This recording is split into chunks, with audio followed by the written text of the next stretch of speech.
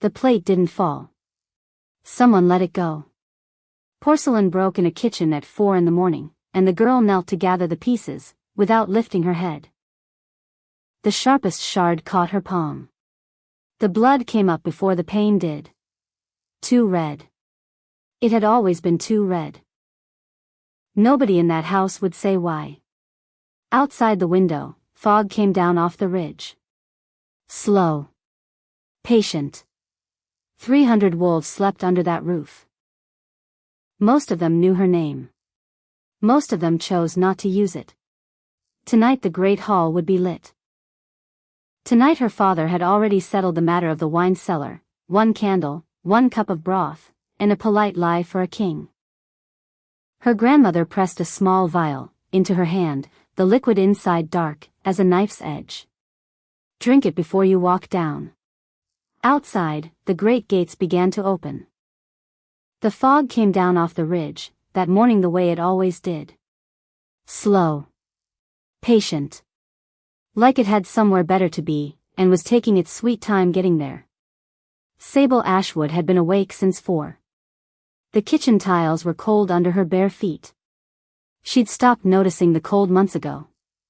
Or she'd told herself she'd stopped noticing it. There's a difference. She just hadn't figured out which one was true yet. The kettle whistled once. She didn't start it again. 21 years old. 3 of those years spent in the room under the stairs. The one with the slanted ceiling nobody else wanted. She didn't think about the night she'd been moved in there. Not often. Not on purpose. Except sometimes it came anyway, uninvited, the way bad memories do, showing up at 4 in the morning like they owned the place. Outside the window the sky was the color of dishwater. The pack house at Ashwood Hollow sat in a hollow between 2 ridges. Old growth on 3 sides. A creek running behind the kitchen wing. 300 wolves lived here. Most of them asleep right now. Most of them didn't know her name. Or they knew it. And chose not to use it. Her father called her that one. She'd stopped flinching at it 6 months ago. Mostly. She wiped down the oak counter for the 2nd time. The wood had a century of knife scars in it. Her great-grandfather had carved the trestle table in the next room. Her grandmother said so. Her grandmother said a lot of things nobody else in this pack would say out loud. The back door groaned open. Cold air came in. So did Rourke. 25. 6'2". Enforcer rank since last spring. The kind of man who walked into a room already knowing exactly what he could break inside it. He didn't say good morning. He never did. He crossed to the dish rack she'd just finished. Ran 1 finger along the top plate. Picked it up. Held it to the gray window light like he was appraising something. His mouth did something that wasn't quite a smile. Missed a spot, mouse. Her hands stilled in the soapy water. Without her telling them to. The plate fell. It didn't drop. He let it go. Porcelain breaking is always louder than the kitchen it breaks in. Behind Rourke came the twins. Vesper first. 23. Hair like a wheat field in August, pulled back tight. The kind of pretty that hurts on purpose. Her brother Dane a step behind. Same hair, same cheekbones. A different kind of cruelty entirely.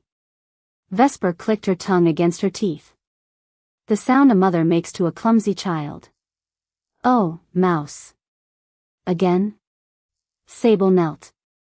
She'd learned how to do that without looking at any of their faces. Chin tucked. Shoulders small. There was an art to making yourself smaller than you already were. The biggest shard had landed near Dane's boot. He nudged it toward her. Slid it across the slate. Made her reach. She reached. The edge caught her palm. Not the meat of it. The hollow. Where the lifeline runs. She watched the blood come up, before she felt the cut. Too red. She'd known that her whole life.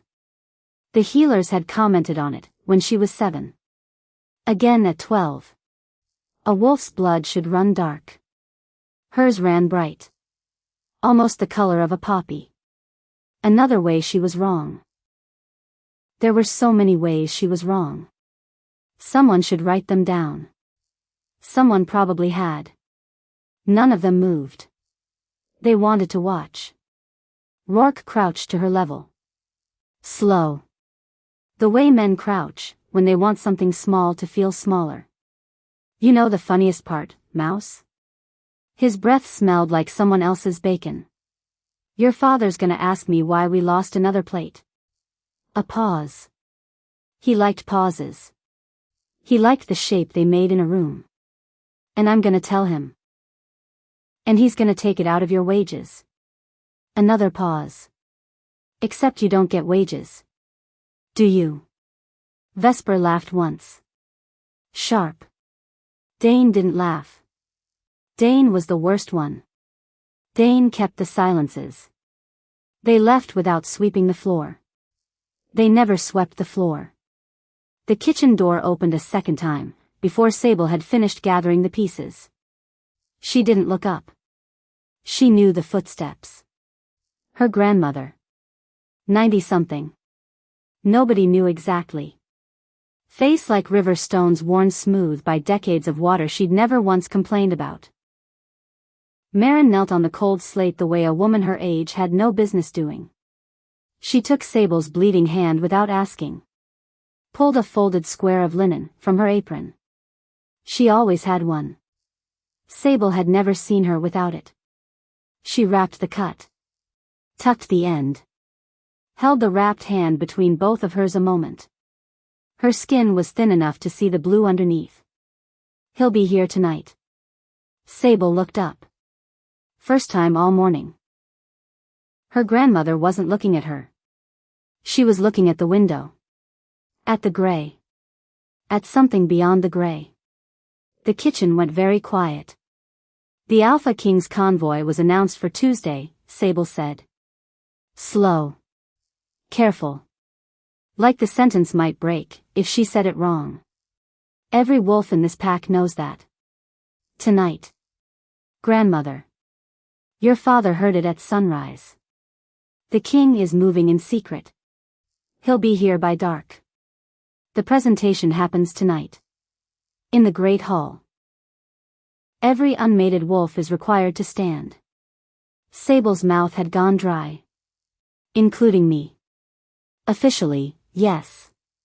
And unofficially? Marin's eyes didn't move from the window.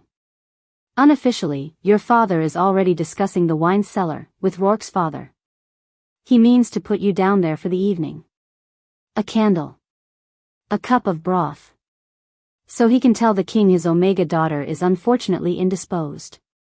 Something in Sable's chest went hard and quiet at the same time. Then I'll go to the cellar. Her grandmother finally looked at her. Really looked. The look took all the air out of the room. No. You won't. She stood. One palm flat against the counter for balance. Crossed to the back stairs. At the bottom of them, she stopped. Come up in 5 minutes. Don't speak to anyone on the way. Then she was gone. Sable sat on the kitchen floor. Broken porcelain in her lap. Blood soaking through the linen. She had no idea what was happening to her morning. She got up. She finished the dishes anyway. The cut throbbed under the wrap. She did the dishes, because there was a part of her, deep, careful, a little bit vicious, that would not give anyone a reason to say the work went undone. Not because she cared about the work. Because she was done giving them reasons. She'd decided that at 16. She hadn't unmade the decision since. Her grandmother's room sat at the end of the south hall. The smallest room on the upper floor. Marin had chosen it herself. Said it caught the morning light. On the narrow bed sat a wooden box. Carved corners. Old. The kind of old that smelled like cedar even before you touched it. Sable had never seen it before. Sit. She sat on the rag rug.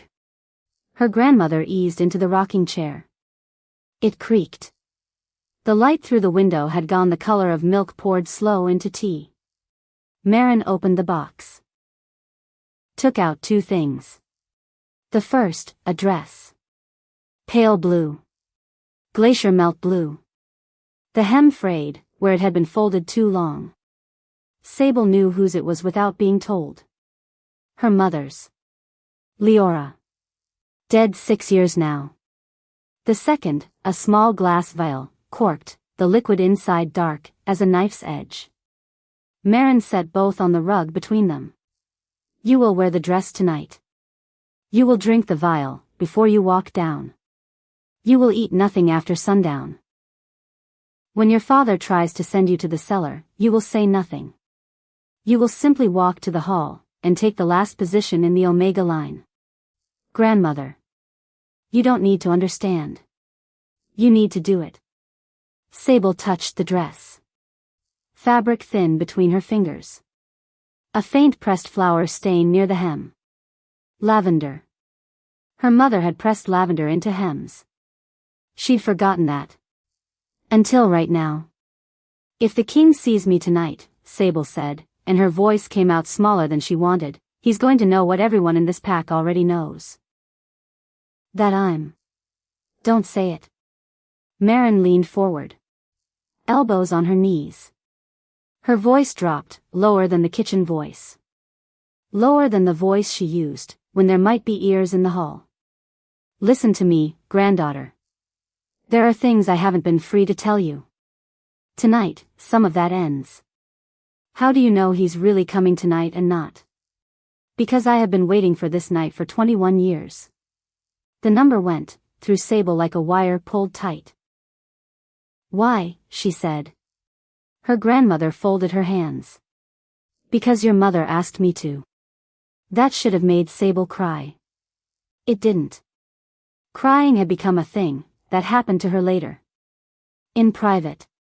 In the small hours. Never when she needed it most. What she felt instead was stillness. The kind that settles into a room right before someone sets something heavy down. She picked up the vial. Held it to the gray light. The liquid moved like mercury. What is it? Moon mint and silver sage. Steeped under 3 full moons. What does it do? Her grandmother looked at her a long moment. It quiets your wolf. So when she wakes tonight, and she will wake tonight, she doesn't tear out of you, before you've had a chance to understand what's happening. Sable's fingers tightened on the vial. Her wolf hadn't been quiet in years. Her wolf had been a kind of agony under her ribs, scraping, clawing, never breaking through. The healers said she had a malformed wolf. Broken. The kind that never comes fully out. The kind that hurts because it's wrong. Her grandmother had just told her, without telling her, that the healers had been wrong the whole time. Sable didn't know what to do with that. So she set it down, and picked up the dress instead. Your mother wore this the night she met your father. And what did she do after that? Marin smiled. Not kind. Not unkind. Something else, the smile of a woman who'd spent 80 years knowing things she couldn't say out loud. She made a choice. What choice? You'll learn the shape of it tonight, child. The rest, in time. She stood. Conversation over. Her grandmother had a way of ending conversations that made them stay ended. Sable folded the dress over her arm. Tucked the vial into her apron pocket. At the door, one more thing. If anyone asks, the dress was a gift. Not your mother's.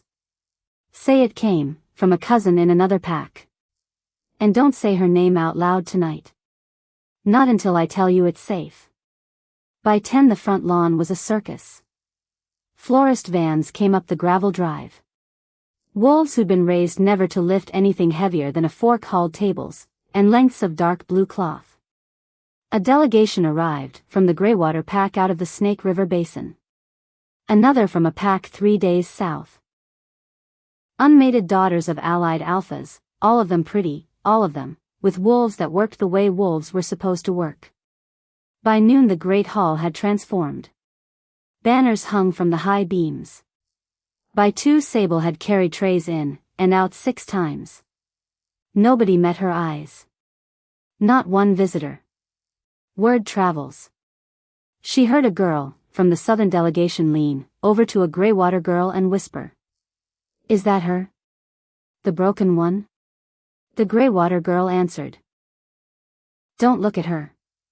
It's rude. That had been the kindest sentence anyone had said about her in months. And it was an instruction to look away. By 4 the sun was low. October light went thin, and slanted, and then it was just gone. Sable slipped up the back stairs, while the kitchen filled with caterers. Closed the door of her small room under the eaves. Undid the wrap on her hand. The cut had stopped bleeding. The skin around it pinker than it had any right to be. She tied a fresh knot. Unbuttoned her work shirt. Lifted the blue dress over her head. It fit. It should not have fit. Her mother had been taller. Wider through the shoulders. But the dress sat on Sable's frame like it had been cut for her. She looked in the cracked mirror on the back of the door. She didn't recognize herself. This wasn't sentiment. The girl in the mirror had a face Sable hadn't seen before. Cheekbones sharper in this light. Jawline clean. Hair that had decided, on its own, without being asked, to be something. Not pretty in the way the visiting girls were pretty. Something else. She uncorked the vial. Drank it in one swallow. Mint. Metal.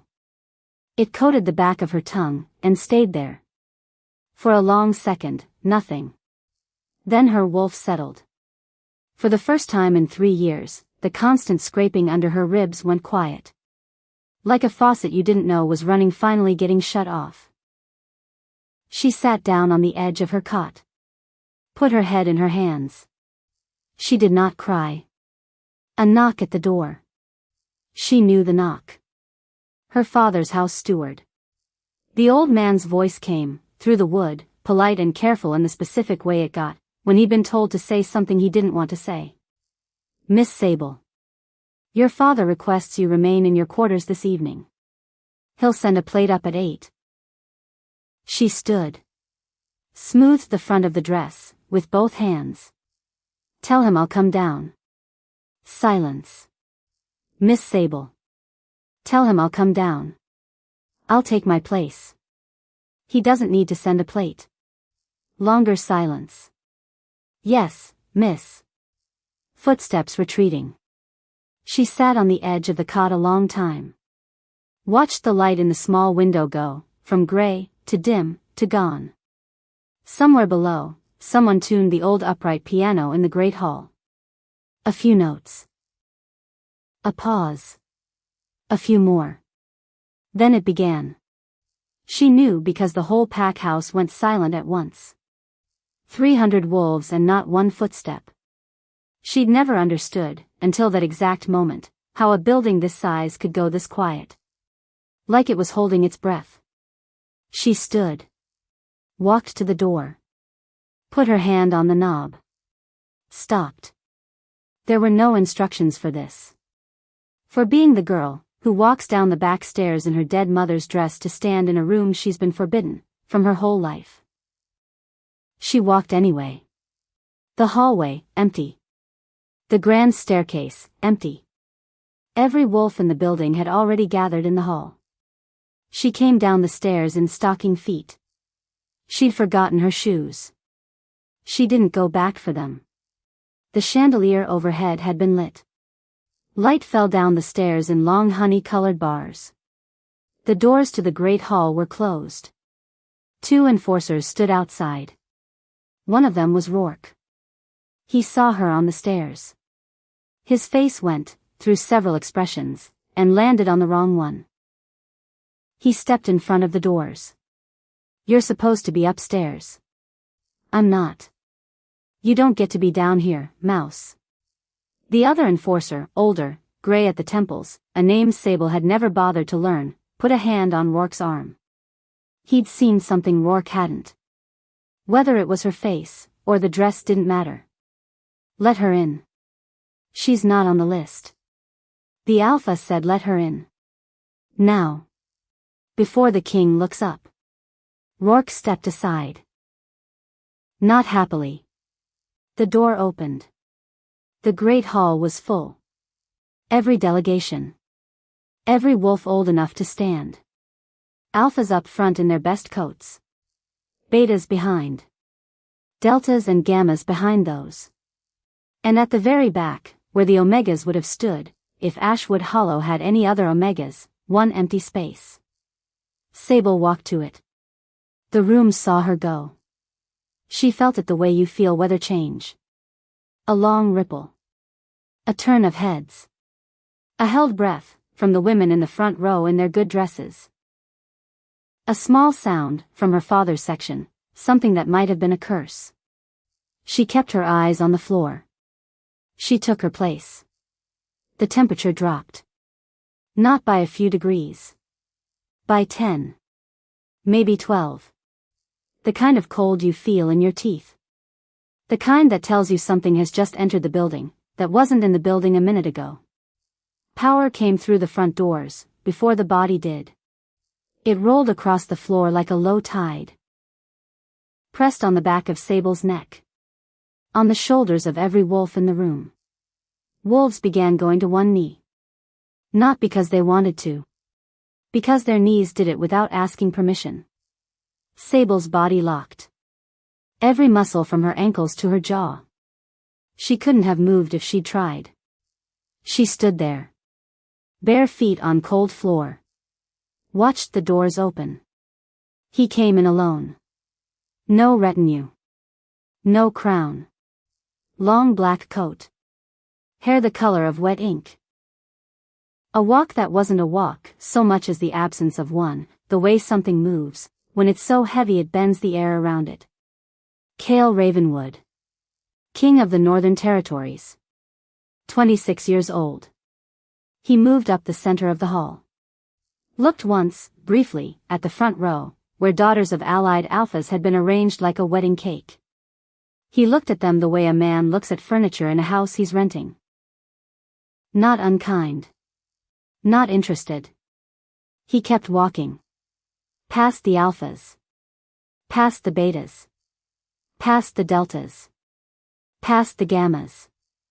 The hall was so quiet Sable could hear his coat move against itself. He stopped at the very back. In front of her. He didn't speak. She didn't lift her eyes. She could see his boots. Black. Worn at the toe. The boots of a man who walked more than he rode. The silence stretched. Her father got there fast. She heard him, before she saw him, footsteps up the side aisle, that tight half-panic in his voice he'd spent a lifetime not letting anyone hear. Your Majesty. Corwin arrived at her shoulder, breathing harder than a man his age should be breathing. I'm so sorry. There's been an error. This one isn't part of the presentation. She's an omega. A beat. Quite a malformed one. We weren't going to subject you to. Quiet. Kale hadn't raised his voice. He hadn't even turned his head. The word came out low and flat, and Corwin Ashwood went quiet the way a man goes quiet when his throat has been closed from the outside. He stood there. Mouth half open. Nothing came out. Around the room, every wolf with any sense lowered their eyes. They just watched their alpha get silenced like a child. By a man 20 years younger than him. Sable heard the breath go out of the front row. The king's boots hadn't moved. After a moment, he spoke. To her. What is your name? Her voice came out smaller than she wanted. Sable. He let that sit. Like something he'd been turning over a long time, and had finally been handed. Sable what? Ashwood. Pause. Look at me. She didn't want to.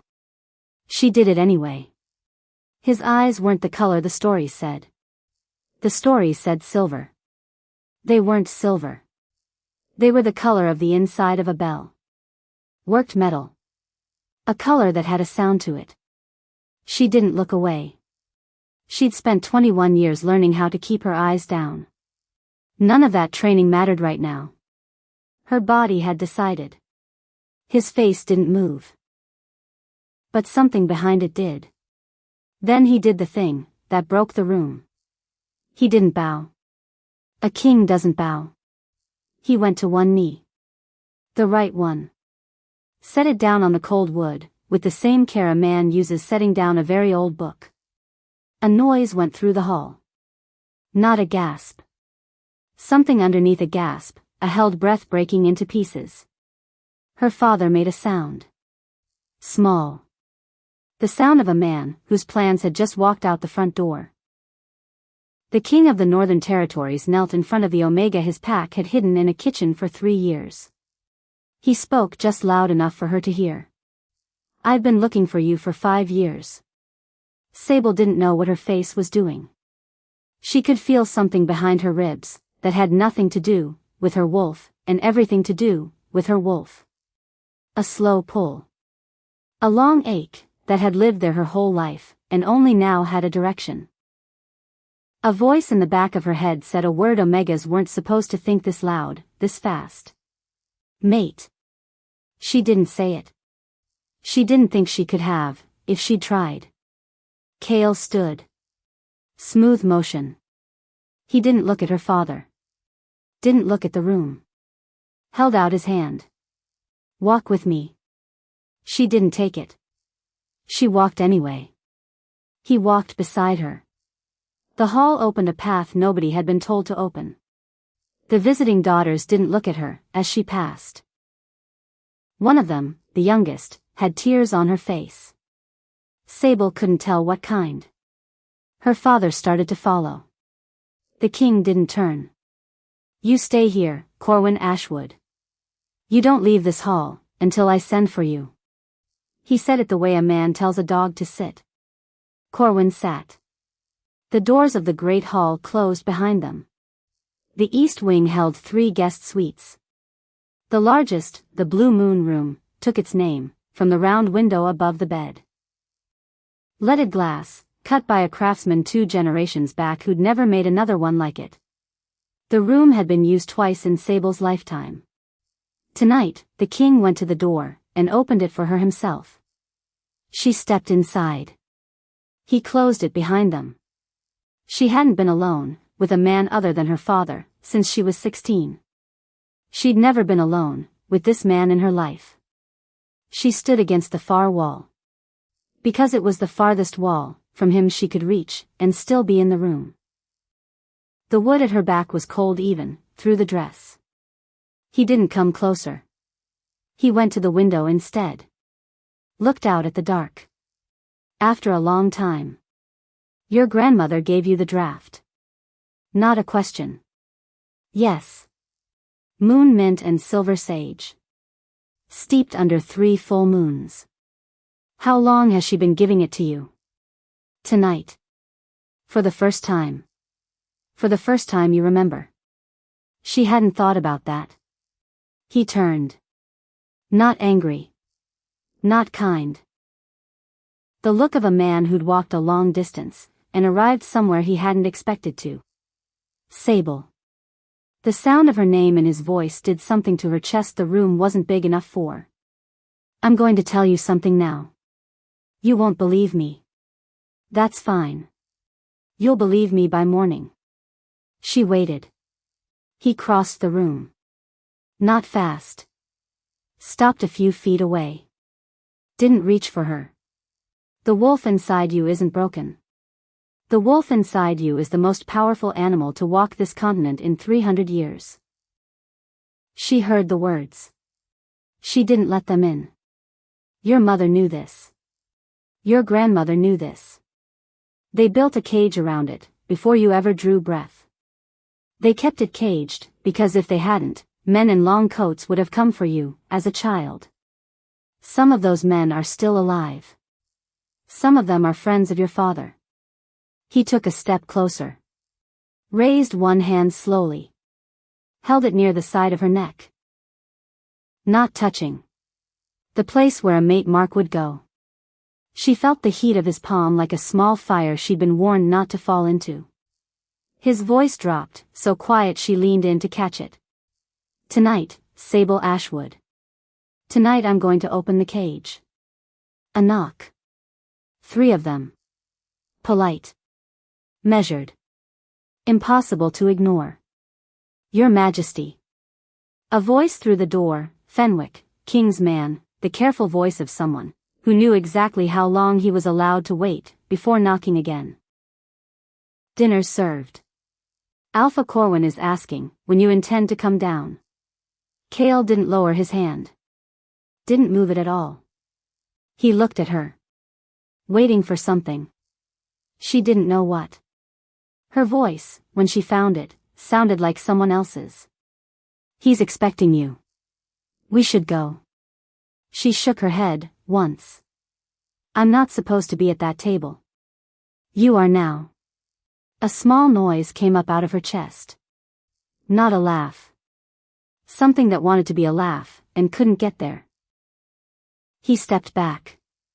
Went to the door. Pulled it open. Fenwick's eyes flicked once past his shoulder, found her against the wall, in her mother's dress, bare feet on the cold floor. His face did exactly nothing.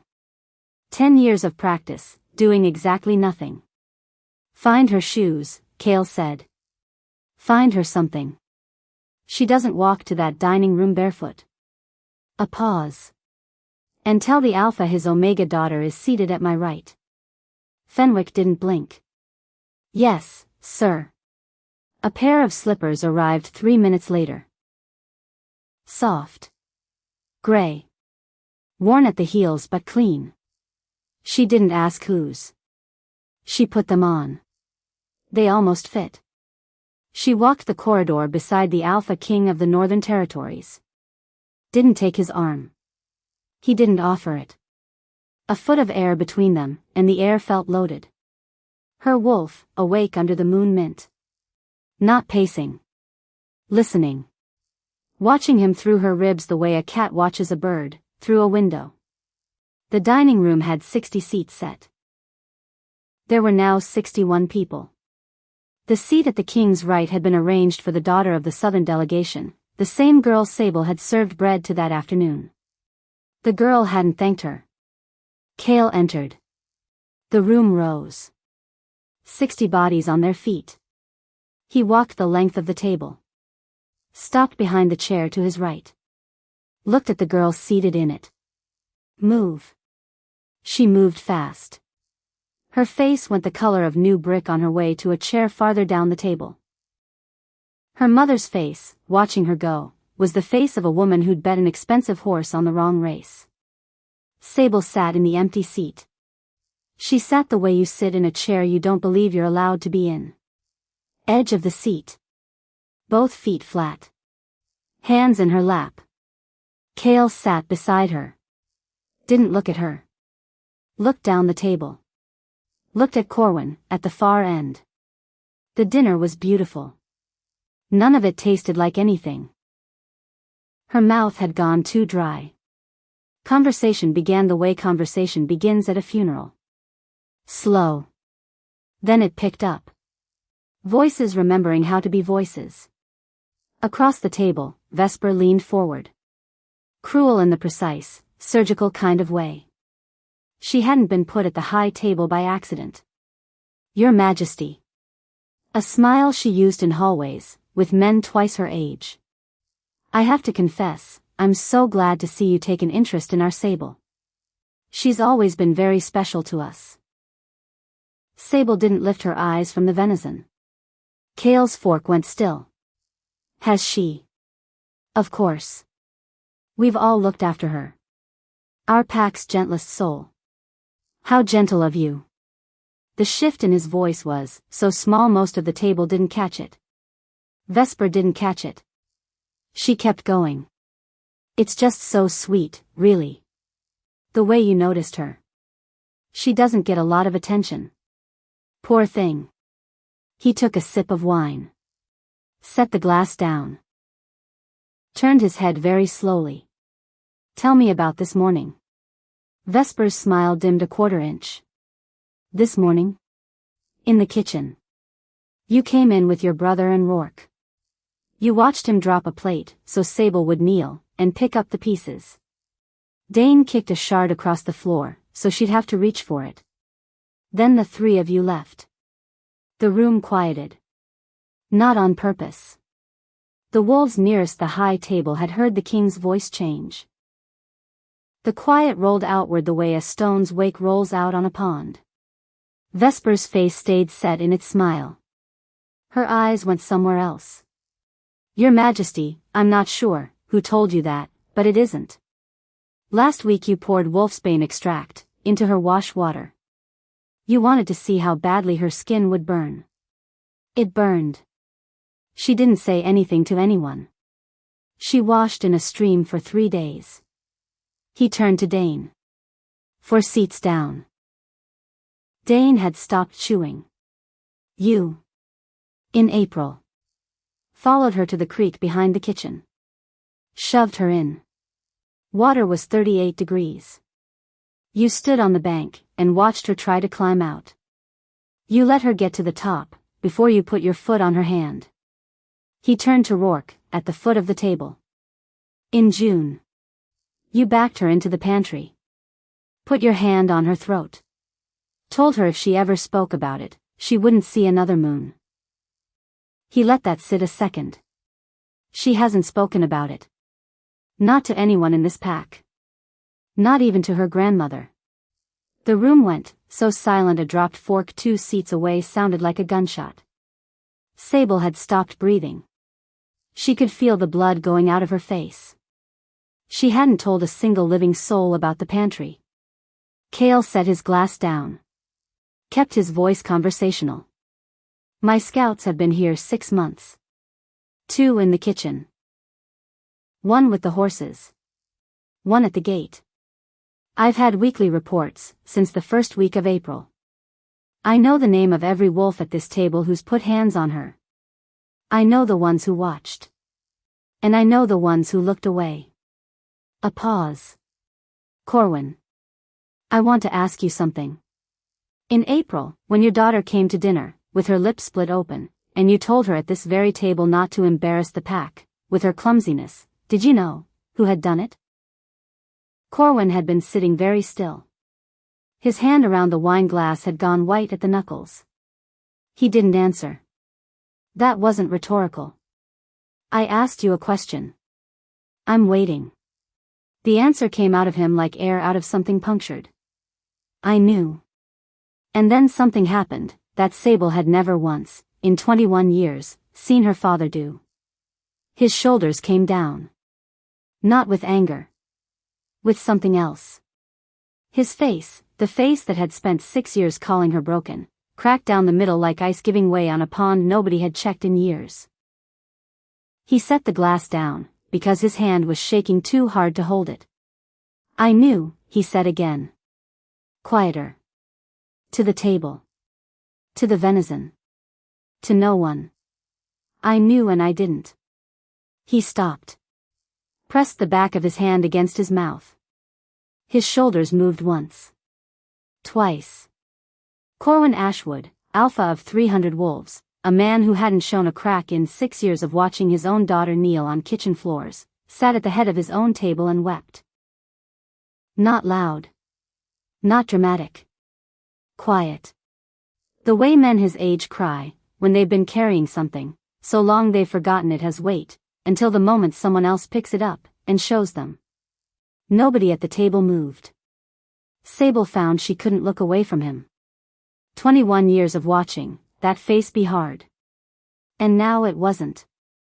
She didn't understand what she felt. It wasn't forgiveness. It wasn't quite anger either. It was something with no name yet. Kale watched him a long moment. When he spoke again his voice had lost its edge. A pack that eats its own omegas isn't a pack. It's a slaughterhouse with banners. He picked his fork back up. Cut a piece of venison. Ate it.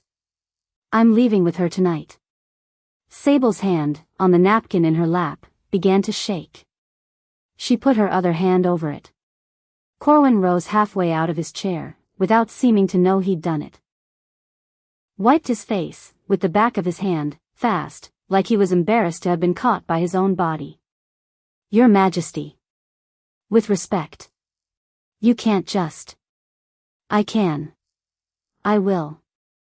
The only question is whether you make me do it the easy way, or the way that costs you the pack house. She's my daughter.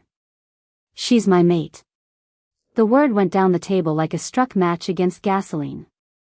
A sound came up from the visiting wolves, a scrape of breath, a few small exclamations cut off before they finished. Sable couldn't feel her hands. Mate. He'd said it out loud. In a room of 60 wolves. To her father. Her wolf, under the moon mint, sat up. Kale turned his head. Looked at her. The room around them seemed to step back a foot. Sable. Yes. You don't have to answer in front of them. But I'm going to ask anyway. He paused. Let it land. Will you come with me tonight? She didn't look at her father. Didn't look at Vesper. Didn't look at the girl from the southern delegation who'd moved out of her chair an hour ago, and never quite recovered the color in her face. She looked at the man who'd knelt on the floor of her great hall, and told her he'd been looking for her for 5 years. Yes. His face didn't change. But something in his shoulders eased, something she hadn't realized was that tight. He stood. Held out his hand. She took it this time.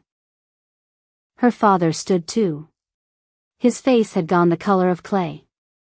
You take one step out of this house, with her, Ravenwood, and I'll call every alpha in the territory. Call them. They'll come for her. They'll lose. She's broken. You know it. You'll regret this in a month. Kale didn't look at him. He was already walking. Sable walked beside him. He paused at the threshold. Turned back, only for a moment, only for this. You didn't lose her tonight, Corwin. You lost her the day she stopped trusting you. Tonight's just when the paperwork caught up. Then they were in the hallway. The dining room door closed behind them. The hallway opened onto the back terrace. The terrace led to the garden. Her mother had grown lavender there once. It was still there, half wild now, knee-high, smelling of October. The moon was full. She hadn't noticed that coming down the stairs. It was very bright. The gravel path caught the light and turned almost the color of milk. He let go of her hand at the top of the garden steps. She wrapped her arms around herself. Cold. Summer cotton against October air. He took off his coat. Put it around her shoulders. Heavier than she'd expected. It smelled like pine, and wood smoke and something else, something old, something her wolf recognized at a level her mind couldn't reach yet. They walked the gravel path together. The garden ended at a stone wall. He stopped there. Turned to face her. She got the question out before he did. Why did you come here tonight? To find you. How did you know I was here? He was quiet a moment. I didn't. Not exactly. I had a list. 11 packs left I hadn't visited. Yours was 9th. I would have gotten here in 3 weeks even, without your grandmother's message. She turned her head sharply. My grandmother wrote to me 4 months ago. Through a runner at the eastern border. 3 lines. A pause. It said. She is 21. The cage is fraying. Come before the next moon. Something clicked in Sable's chest. Like a puzzle piece she hadn't known she was building suddenly finding its place. How long has she known you were looking for someone like me? All her life. She and my grandmother were friends long, before either of them had grandchildren. Your grandmother's sister and my grandmother stood at the same fire, 67 years ago, and made each other a promise. If either of them ever had a girl child, who carried the old blood, the other would protect her. Sable's mouth had gone dry. What is the old blood? Tell me plainly. He looked at the moon a moment. Looked back at her. There's a line of wolves nearly wiped out by the Council of Alphas 300 years ago. The council called them dangerous. They called themselves moon-marked. They could see truth through any lie. Phase through walls under a full moon. Run on light itself. Most of all, they couldn't be ruled. A pause. The council doesn't like things that can't be ruled. She pressed a hand flat against her own chest, without knowing when she'd put it there. My mother. Your mother was the last of them in our records. We thought the line had died without issue. How did she hide it? A new voice answered, from the path behind them. By killing herself slowly enough, that no one noticed she was dying. Sable turned. Her grandmother had come up the gravel path in her good shawl. She held a small leather book. Sable recognized the binding the way you recognize a face, from a dream you can't quite place. It had lived on her mother's writing desk once, a desk Sable had been told had been sold, after the funeral. It hadn't been sold. The book had been kept. Marin came to the stone wall. Set the book down. It's time, granddaughter. Sit. There was a bench near the wall. Sable sat. Her grandmother sat beside her. Kale stayed standing a few paces off. Arms loose at his sides. Watching the moon. I'm not going to read all of it, Marin said. I don't need to. I need you to know 3 things. Sable's hands had gone cold, even inside the coat. The first. Your mother was 24, when she knew you'd carry it. She didn't need a midwife to tell her. She felt you turn inside her one night. She just knew. A page turned. The second. When you were 6, a man came up the drive in a long black car. Said he was, from a foundation, that studied unusual children.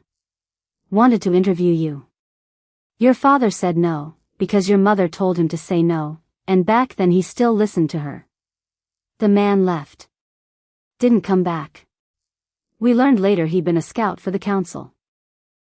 He'd gone home and reported you unremarkable.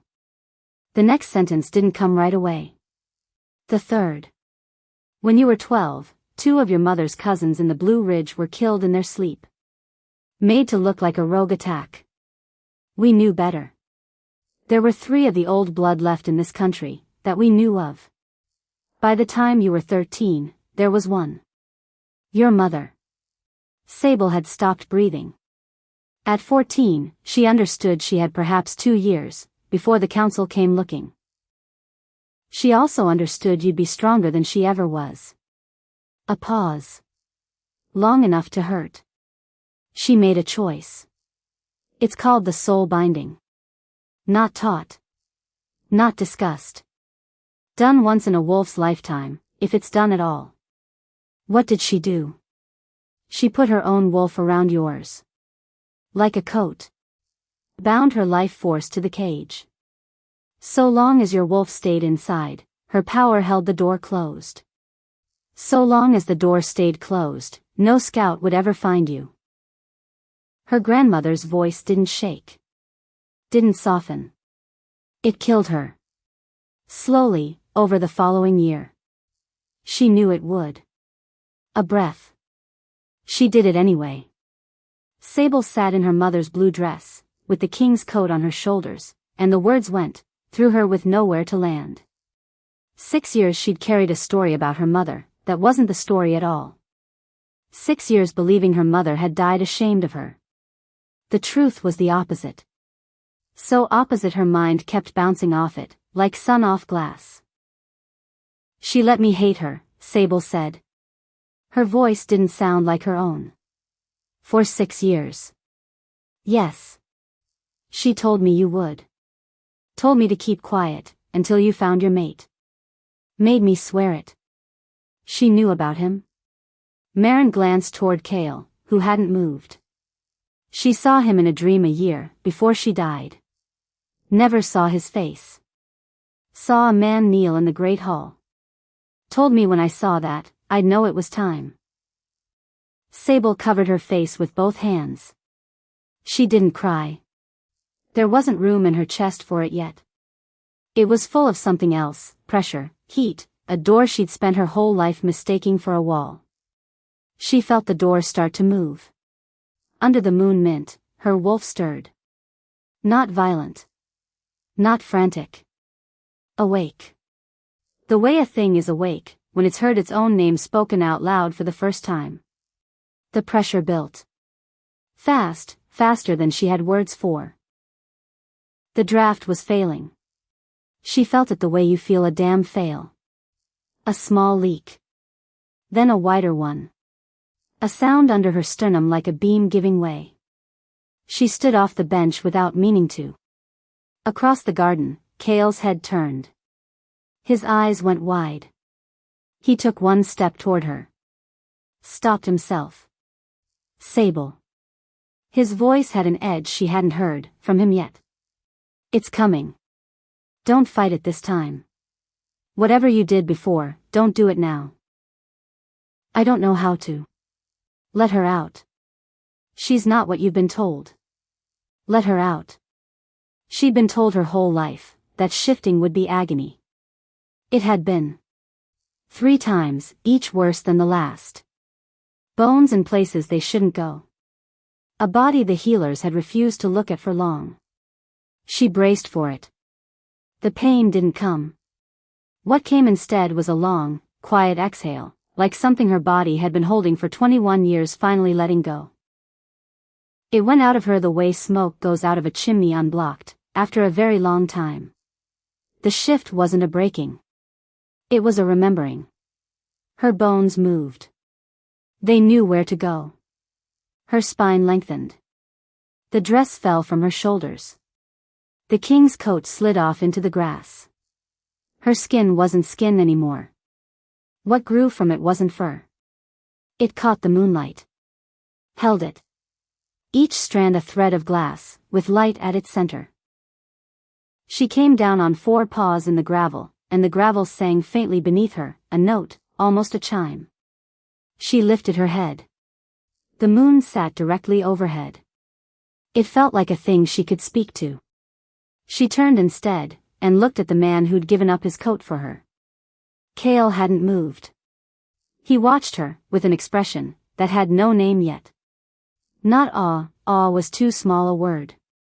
He went down slowly. Shifted in one long, smooth motion. Where he'd stood, a black wolf now stood, larger than she'd pictured. Black as the inside of a chimney. Eyes the color of a struck bell. He came forward. Stopped 3 paces away. Went to his belly in the grass. Stretched his neck out long. Exposed his throat. The alpha king of the Northern Territories, a man who hadn't bent his knee to another wolf since he was 13, lay down in the lavender at her feet. And offered her his life. Her wolf made a sound. Not a howl. A low note, like a struck string. His voice came, into her head, the mate bond, carrying more than it should have been able to carry this early. My queen. Her own voice came back the way a voice returns in a familiar room. Get up. He stood. Came to her side. Pressed his shoulder against hers. Warm, in a way nothing else in her life had ever been warm. She lifted her head. And she howled. It didn't sound like her. Didn't sound like any wolf. It sounded the way wind sounds crossing water on a still night. The way a bell sounds, from half a mile away. It went up out of the garden. Up out of the valley. Over the ridges. Out across the land beyond, farther than any howl had a right to carry. Behind them, the glass in the great hall cracked. All of it. A long, high, splintering sound. The chandelier in the dining room came down across the table at an angle. None of the 60 wolves inside moved to stop it. They were all on the floor. The whole pack, 300 strong, went down at once. Their bodies decided for them. Their bodies knew, clearly, instantly, that something had just entered the valley they had no right to stand in front of. Her grandmother was on her feet by the stone wall. One hand pressed flat to her own heart. Her face, in the moonlight, was wet. Sable had never in her life seen her grandmother cry. They answered, Marin whispered. To no one. To herself. After all these years. They answered. The sound of running feet came, from the pack house. The wolves who could still move were coming. Corwin was at the front of them. Already shifting as he came down the steps. He crossed the lavender on 4 legs. 20 of them behind him, Rourke, Dane, half the enforcers. They came with the intent of an army. They stopped at the edge of the gravel path. They stopped because their bodies stopped. The Alpha of Ashwood Hollow stood 12 feet, from his own daughter, and he could not take another step. His paws had locked. His back had bowed. He was the alpha of 300 wolves, and her power, simply by existing in this garden, made every other kind of power lie down. Kale stepped between them. He didn't need to. He did it anyway. Sable shifted back. She didn't know how she did it. Her wolf simply chose to. She stood in the lavender in her mother's blue dress. The dress had returned, with her body, and she didn't have the room left to wonder how. She bent down. Picked up the king's coat. Wrapped it around her shoulders. The air was cold, and her wolf had spent her warmth. She stepped past Kale's wolf. Walked through the gravel toward her father's frozen form. Stopped 6 feet short. Didn't raise her voice. Shift back, father.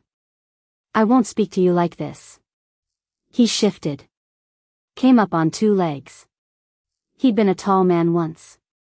He looked smaller now, like a man wearing the body of someone who used to be larger.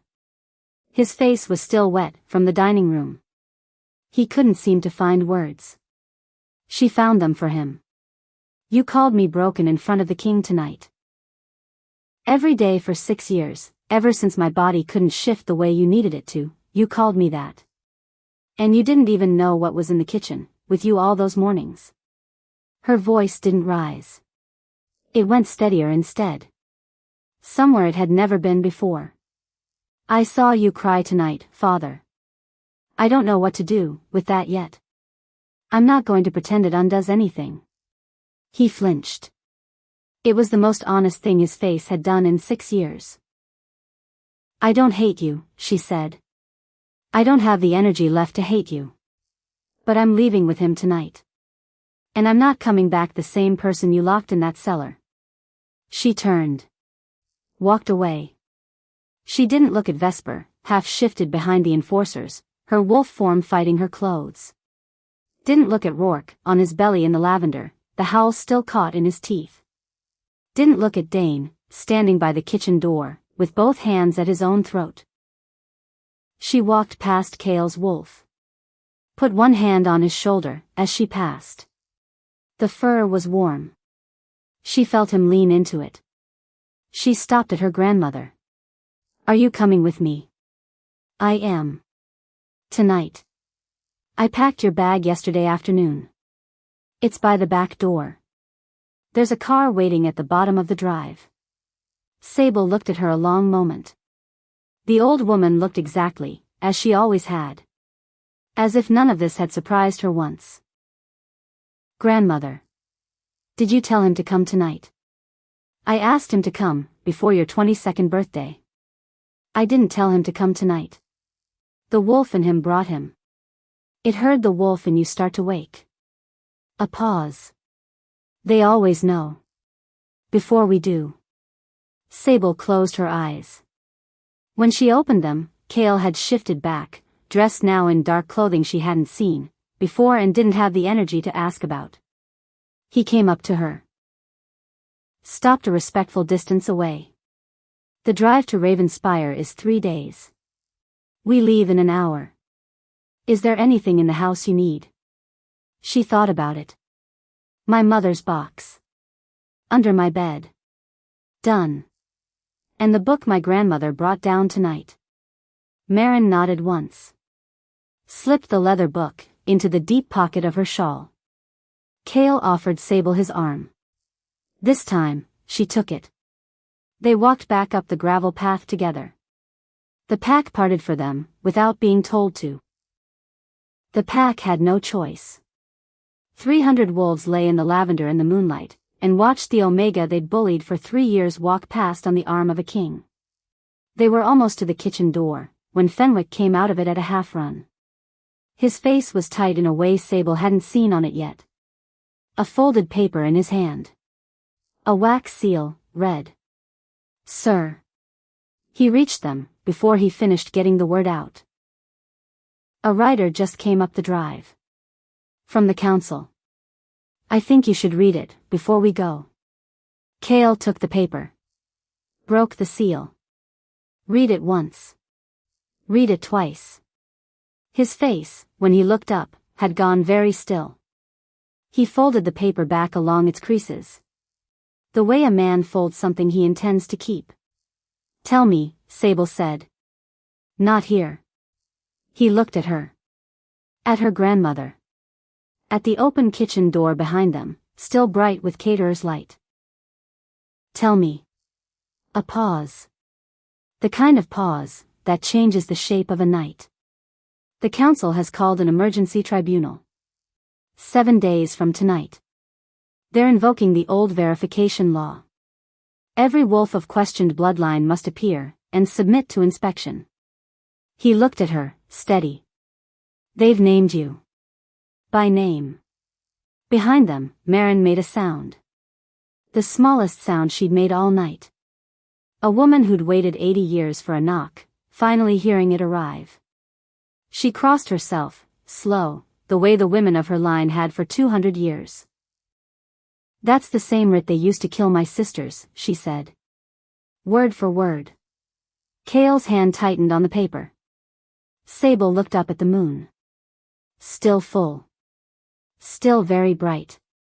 Her voice, when it came, was steadier than her hands. Then we go to them. She looked at the letter in his hand.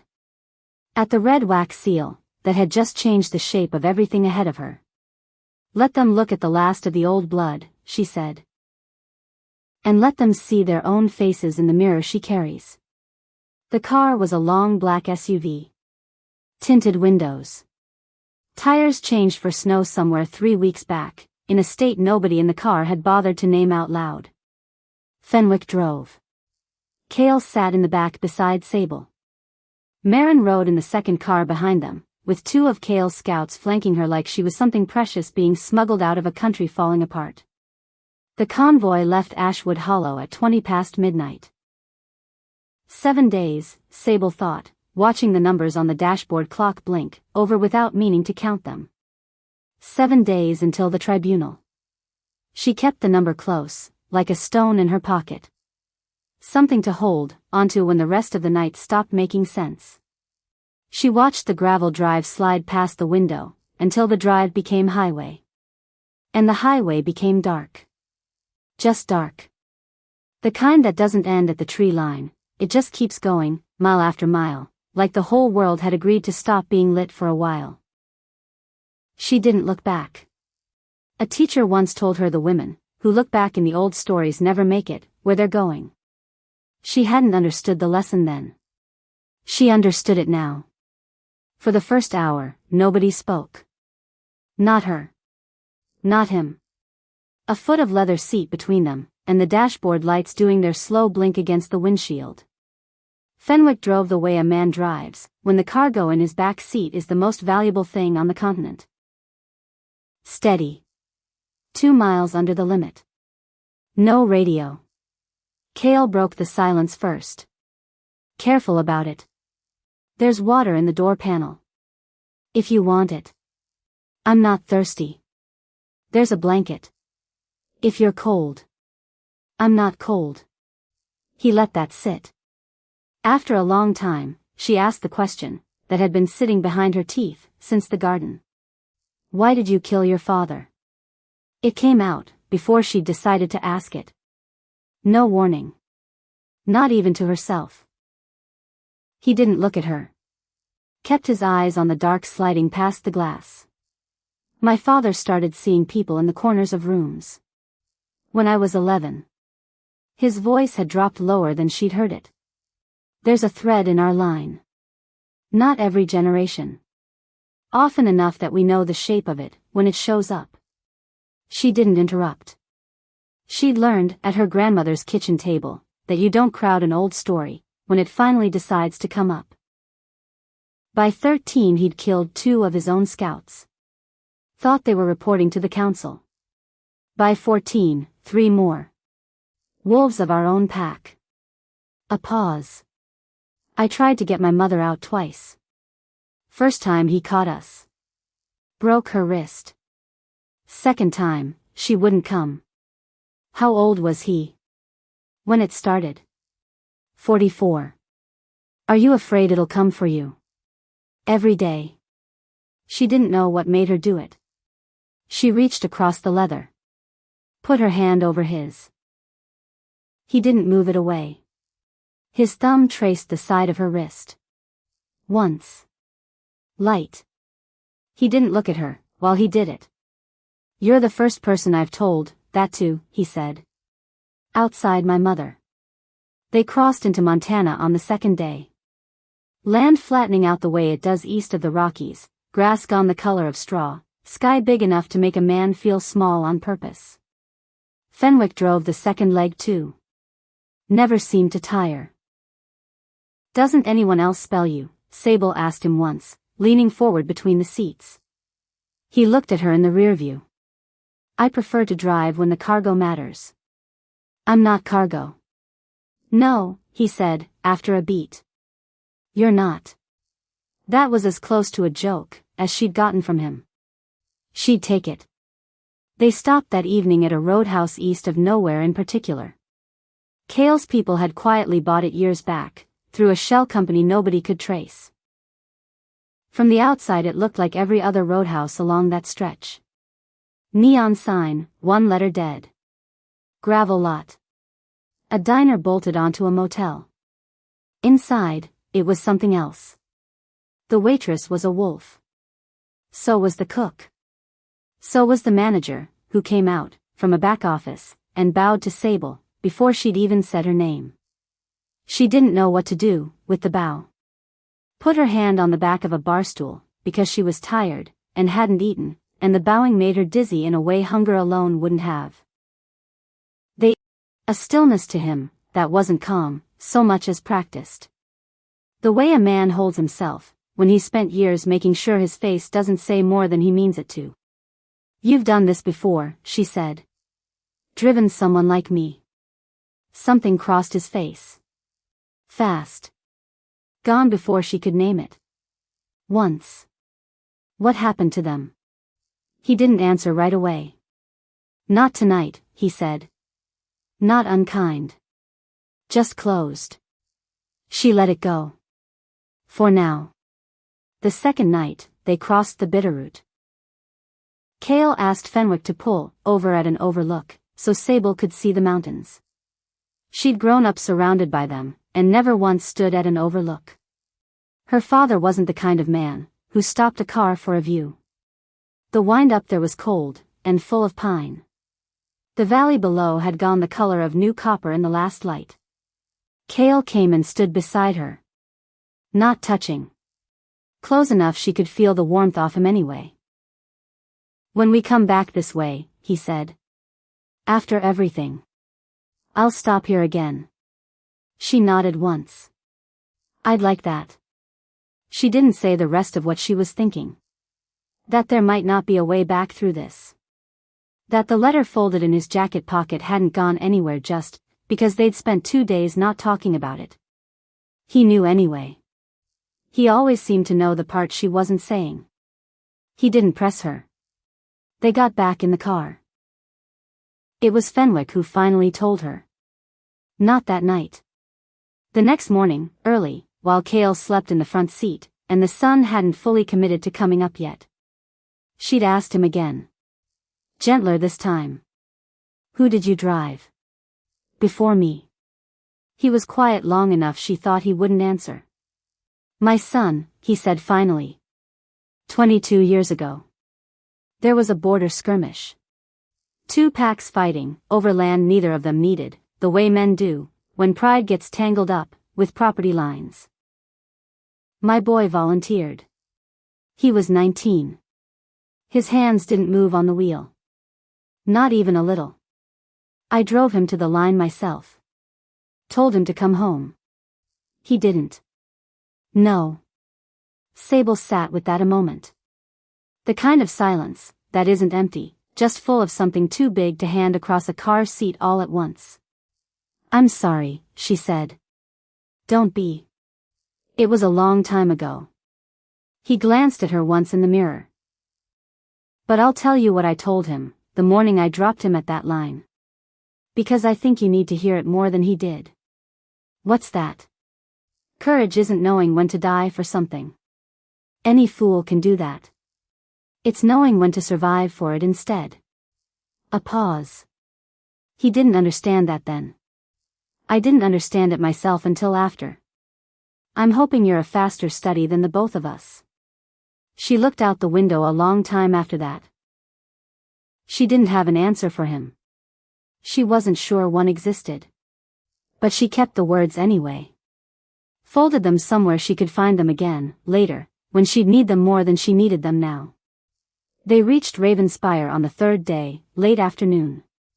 The road wound up through blackstone and pine. Trees thinning. The mountain opening up in front of them like it had been waiting. Sable had been told what to expect. She wasn't prepared for it. Ravenspire had been cut straight out of the mountain itself, 6 generations of shaping, tower after black tower rising off the cliff face, windows catching the low sun, and throwing it back like small fires. A waterfall ran between 2 of the towers, and vanished into a pool the road curved politely around. The gates were the size of a barn. Carved with the phases of the moon. Inlaid with something that looked, from a distance, like silver. She didn't say anything. There wasn't anything to say. The gates opened slow as they approached. Fenwick drove through, into a courtyard the size of a football field. Full of wolves. She hadn't been prepared for that either. 400 of them, easy. Standing in lines wrapping 3 sides of the courtyard. Children up front, because the children had wanted to see. Elders behind them, because the elders had insisted on being seen. Fighting wolves at the back, holding their distance out of what looked like respect. The car stopped. Fenwick came around and opened Kale's door. Kale got out first. Turned. Offered her his hand. She took it. Stepped down onto obsidian flagstones in slippers, that still didn't quite fit, and a dress, that hadn't been washed in 3 days. She didn't look like a queen. She knew that much for certain. The courtyard didn't seem to care. Every wolf in it went to one knee at the same moment. No signal. No command. 400 of them, moving together the way a flock of birds turns, without anyone giving the order. Her throat closed. She didn't know what to say. She'd never once, in her entire life, been welcomed anywhere. Kale spoke before she had to. This is Sable Ashwood. She is my mate. She is your queen. He raised his voice enough to carry to the back rows. She is also tired, and she is hungry, and she has slept in a car for 3 nights. So you're going to get up. And you're going to let her walk to the moon tower, without being stared at. A pause. You can all welcome her properly at breakfast. A ripple of laughter moved through the courtyard. Small. Grateful. The wolves stood. Didn't look at her as she walked past. They'd been told not to. She felt them not looking. It turned out, that was its own kind of welcome, too. The moon tower sat on the eastern face. Reached by a staircase, that wound up, through the rock itself. Halfway up, a landing with a window. Sable stopped there, because her legs decided to, not because she'd meant to. She looked out. Valley. Road. Forest. Far mountains, blue with distance. She'd spent 21 years looking out windows at walls. This was the first one that gave her something back. Kale stopped on the landing behind her. Didn't push her up the rest of the stairs. Waited. I don't know who I'm supposed to be in this place, she said, quiet. You don't have to know yet. They knelt to me, once. 400 of them. They'll keep kneeling, until you tell them to stop. Then they'll stop. And they'll love you instead. That's the harder part. The kneeling's easy, he said. Loving you takes work. They'll do it. You'll let them. It'll be uncomfortable for a while. She turned to look at him. How long until I stop feeling like an imposter? A year. Maybe 2. You say that like you know. I do know. She thought about that. Climbed the rest of the stairs. The room at the top was round. Glass ceiling. The bed set beneath it, so that whoever slept there, slept under open sky. Walls lined floor to ceiling with books. She walked the perimeter, fingers trailing the spines. English. Latin. Older alphabets she didn't recognize. One whole shelf of journals bound in green leather her grandmother, coming up behind her, identified without being asked. Your mother's people. Going back 6 generations. I had them shipped here a year ago. They've been waiting for you. Sable touched one of the green spines. Didn't pull it down. She would. Just not yet. She looked at the bed. The writing desk. The small fireplace. Then at Kale, standing in the doorway, with his coat over one arm. Is this mine? Yours. Where's yours? 3 towers over. You may visit whenever you like. I won't enter this tower without your invitation. Not tonight. Not in a week. Not ever, unless you ask. That seems like an unnecessary rule. It's not for you, he said.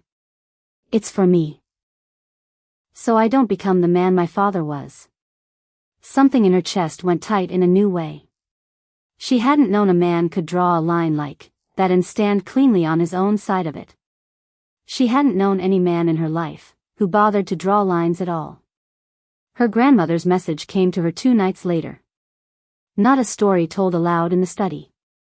A page, marked, left open on the long table under a single lamp, like Marin had wanted the words to arrive, without her voice attached to them. Sable read it alone. Twice.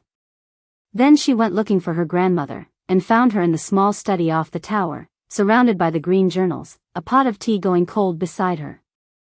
You knew there was another one, Sable said. No greeting. Marin didn't look up, from the page in front of her. I wondered when you'd find that entry. His sister. Sable's voice came out tighter than she meant it. Kale has a sister. Had a sister. Half-sister. Older. Different mother. Marin finally set down her pen.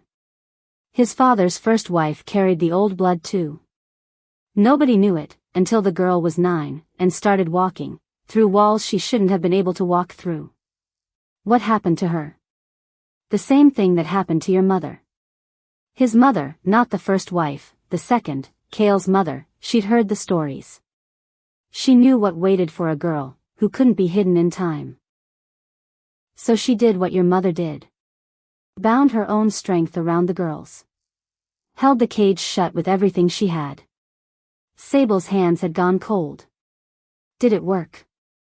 Marin's face didn't change, but something behind it did. For 11 years. Long enough for the girl to grow up quiet and small and unremarkable, the way it needed her to look. Then the binding wore thin, the way they all do eventually. And when it broke, it didn't break slow. It broke all at once, in a room, with people in it, who shouldn't have been in that room. She's not here. Sable heard her own voice, flat. She was never mentioned. Not once. Not by him. No. Why? Her grandmother was quiet a long moment. Some doors, granddaughter, a person keeps shut not because they've forgotten what's behind them. Because they haven't found a way to open it, without everything else in the house falling down with it. Sable sat with that. The lamp buzzed faintly overhead. Does he know that I know? Not yet. Should I tell him I do? Marin finally looked up at her. Really looked. That's not mine to answer. But I'll say this. Two people carrying the same grief in two separate rooms isn't strength, child. It's just two rooms, both cold. Sable didn't sleep well that night. She lay under the glass ceiling, moon crossing slow overhead, and thought about a girl she'd never meet, who'd walked through a wall she shouldn't have been able to walk through, in a room that fell apart around her instead of protecting her. She thought about Kale standing in doorways, always at a respectful distance, always waiting for an invitation, before he'd cross a threshold. Maybe that wasn't only about his father. Maybe some part of it was about a sister he never once mentioned. She decided, lying there, that she wouldn't bring it up first. Not yet. Some doors got opened when the person on the other side of them was ready, not when someone else decided the timing was convenient. She just hoped he'd get there, before the tribunal did. Training started the next morning. Fenwick taught her in the mornings, in a hall carved into the base of the eastern tower. Packed earth floor. High ceiling. Light coming down, through clerestory windows in long pale bars. He didn't praise her when she did something well. Didn't scold her when she did it wrong. Told her what to do. Watched her do it. Told her what came next. Day 1, how to stand. Day 2, how to fall. Day 3, how to fall in a way that let her get back up. You're not training to win a fight, my lady. That seems like a strange thing for a trainer to admit. You're training to survive long enough for someone else to win it for you. That sounds cowardly. It is. He didn't blink. Cowardice is the correct strategy for the woman a kingdom depends on. Heroes die first. Cowards write the books. She found she liked him. More than she'd expected to, given how little of himself he handed out. In the afternoons, Marin taught her, from the journals. No lectures. Just books put in front of her, and time given to read them. She learned her line hadn't always carried the name moon-marked. That name came from a wolf a century and a half back, a man who decided the older name was too dangerous to put on paper. She learned the older name. Didn't say it out loud. Her grandmother told her not to. Said it out loud, said correctly, it could light a candle, from across a room. She learned her people could walk on moonlight. She didn't believe it, until her grandmother took her to the top of the tower on the second night, and told her to step off the parapet. She stepped off. She didn't fall. She walked. 20 feet out, over the courtyard on a slant of light her foot could feel under it, cold and solid as ice. She came back to the parapet shaking. Sat down on the floor. Laughed for the first time in a week. The laugh sounded strange in her own ears. Like something that had been waiting a long time for a door to open. She learned she could see lies. That when a wolf spoke, and the words weren't true, the air around their face shimmered faint, like heat off summer asphalt. Don't use it on people you love, Marin told her. Why not? Because it won't bring you closer to anyone. It'll only show you where the floors are thin. Her grandmother had a list. Kept in code, 30 years, in the margins of an old cookbook nobody had ever thought to check. 3 names on it. A woman named Bryn, hiding out in a mountain range in the west. A woman named Odessa, in a one-room apartment above a hardware store somewhere in the east. A girl named Wisp, 19, who'd woken with her hand pressed to her own throat the night of the howl, and hadn't known why, until the letter came. They'd all heard it. All three of them had answered back, in the same code Marin had taught their mothers to teach them, decades before any of them had been born. They're coming. They would meet at Council Stone. All of them. Kale came to the base of the moon tower every evening. Never came inside. Waited at the bottom of the stairs.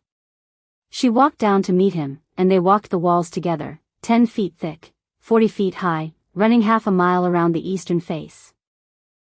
The walk took an hour. Every night. They didn't always talk.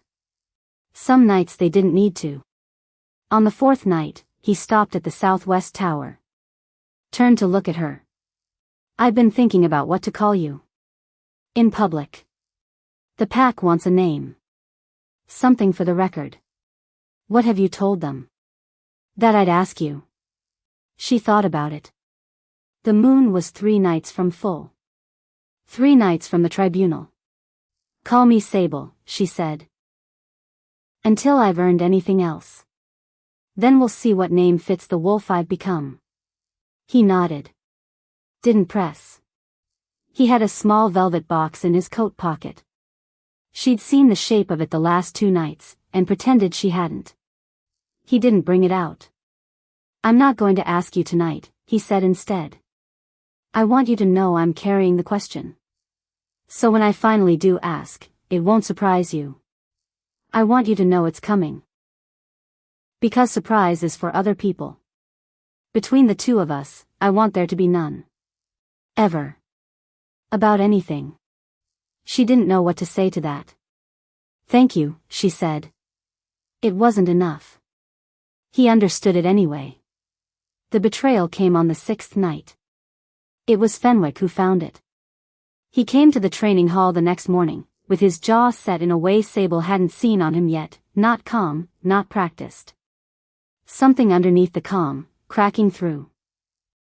One of the outriders has been sending word out, he told Kale, in the hallway, low enough he probably thought Sable couldn't hear. She could hear. Which one? Kale said. Flat. Marin. A long silence. He's been with you, since before the throne, Fenwick said. 6 years. I trained him myself. How long? I don't know yet. Long enough that I can't tell you what he's already given away. Kale's hands, at his sides, curled slowly into fists and stayed there. Bring him to me. Not yet. Fenwick's voice dropped lower. If we move on him now, whoever he's answering to knows we found the leak.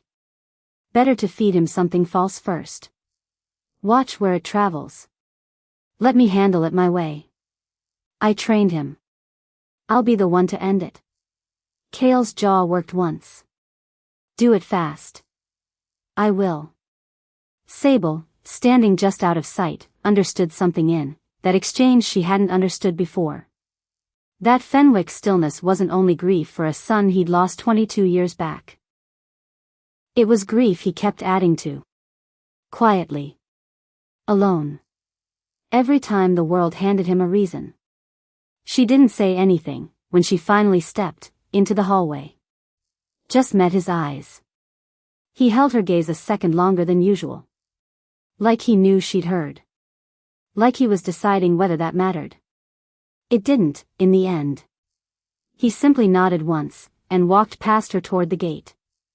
2 days later, word came back quiet, the way important things sometimes do, folded into an ordinary morning report. Marin had been caught trying to slip a message to a rider waiting on the western road. Fenwick had been the one to intercept it himself, alone, before it ever reached the gate. The message named the route the convoy would take to Council Stone, and little else, because Fenwick had fed him little else to carry.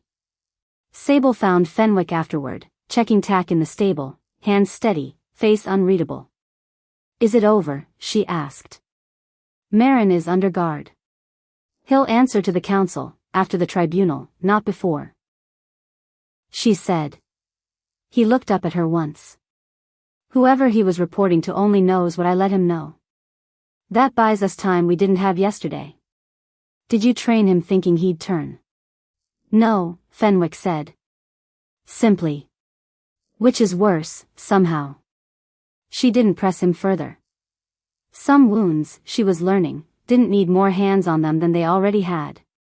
They rode for Council Stone on the 7th day. The ground sat in the high desert, a natural amphitheater of white limestone between two mountain ranges, that had no name on any modern map, but had been the meeting place of the council for 270 years. 7 stone thrones cut into the cliff face above the basin floor. Hadn't moved since the founding. The convoy was 7 vehicles long. They drove through the night, arrived in the gray hour, before dawn, exactly on the day the letter had named. 7 days, and not one more. The basin was already filling. Sable hadn't expected so many. She'd guessed a few hundred. There were thousands, delegations from every territory in the country. Riders who'd come on horseback, from packs that didn't own cars. Word had traveled faster than anyone could stop it. Someone told someone. Someone called someone. The wires had hummed for a week straight. Kale walked her to the center of the basin floor at sunrise. Stayed beside her. Fenwick stood 3 paces back with 2 scouts. Marin stood on her other side. 3 women walked in, from 3 different directions, and took up positions around her. Bryn from the west. Odessa from the east. Wisp, 19, quiet, crying without making a sound the second her eyes landed on Sable. Up on the cliff, 6 of the 7 thrones were occupied. The 7th sat empty. Far left. Sable understood, without being told, that it belonged to someone who hadn't arrived yet. The man in the center throne stood. Alpha Varric. 50-something. Silver hair to his collar. A face carved by money, and by getting what he wanted for so long that getting what he wanted had become a kind of muscle memory. His voice carried across the whole basin. Sable Ashwood, of Ashwood Hollow. You've been called, before this council, to submit to the verification rite. Step forward and present yourself. Sable stepped forward. She wasn't afraid. She'd used up her fear a long time back, somewhere between a kitchen floor and a garden full of falling glass. What sat in her chest now was clarity. Clean water in a bowl. I'm here, she said. And I deny the council's authority to verify anything about me. I came because, if I hadn't, you'd have hunted me. You've done it before. To my mother's sisters. To my grandmother's sisters. To a girl named Hannah, in 1947. A girl named Ruth, in 1962. She let that sit a beat. The list is longer than I have time to read out loud. But it exists. I have it. And I'm willing to read every name into this council's record right now, if that's what it takes.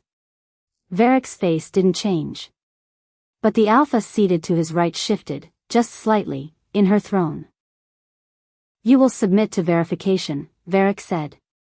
I won't. Then under the writ, you're declared rogue. Then under my own writ. Older than yours. I challenge you for your seat. The basin went silent. The kind of silent only thousands of wolves, together, can manage. Varric laughed once, sharp. A bad laugh, the laugh of a man who hasn't been told no in longer than he can remember. You're not an alpha. You have no standing to challenge, by the very law you just invoked. The law of 1793, Sable said. A wolf of the old blood holds standing equal to any alpha. Either you accept that law in full, Alpha Varric, or you accept you've been making it up, as you go for a very long time. His mouth thinned. He didn't have a good answer. He'd expected a frightened girl. Someone he could measure, catalog, assign a guardian to. Someone he could put in the back of a car of his own choosing, and drive home himself. He nodded. Once. I accept. The basin opened around them. He shifted first. A large wolf, scarred, the color of old iron. The kind that's won 100 fights, and stopped counting somewhere around 50. Sable didn't shift right away. She walked the perimeter of the cleared ground on 2 legs. Let him watch her. Let him decide she was wasting his time. When she shifted, it took almost nothing out of her. Each one since the garden had taken less. She came down on 4 paws in the limestone dust, and morning sun caught her coat, and threw 100 small rainbows up the cliff face. The wolves in the basin made a sound. Not a cheer. A breath. All of them, together. Varric charged. She let him pass through her. Like he'd run, through a stretch of cold air. He stumbled on the other side, turned, charged again. She let him through a second time.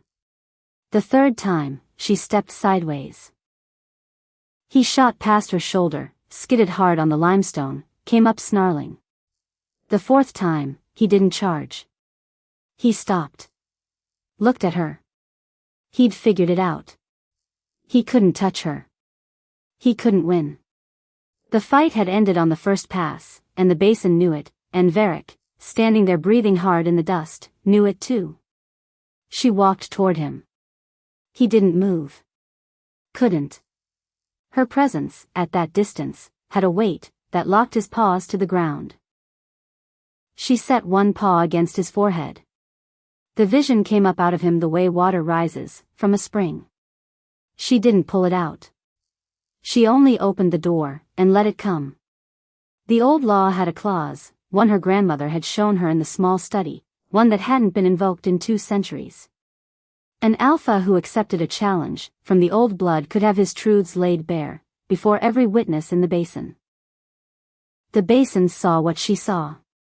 Not what she expected. Not greed.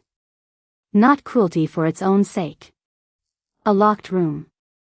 A young woman, Varric's daughter, no older than 20, chained in the dark somewhere Sable's mind couldn't place, a shape moving beyond the bars of light, that reached her, patient, waiting.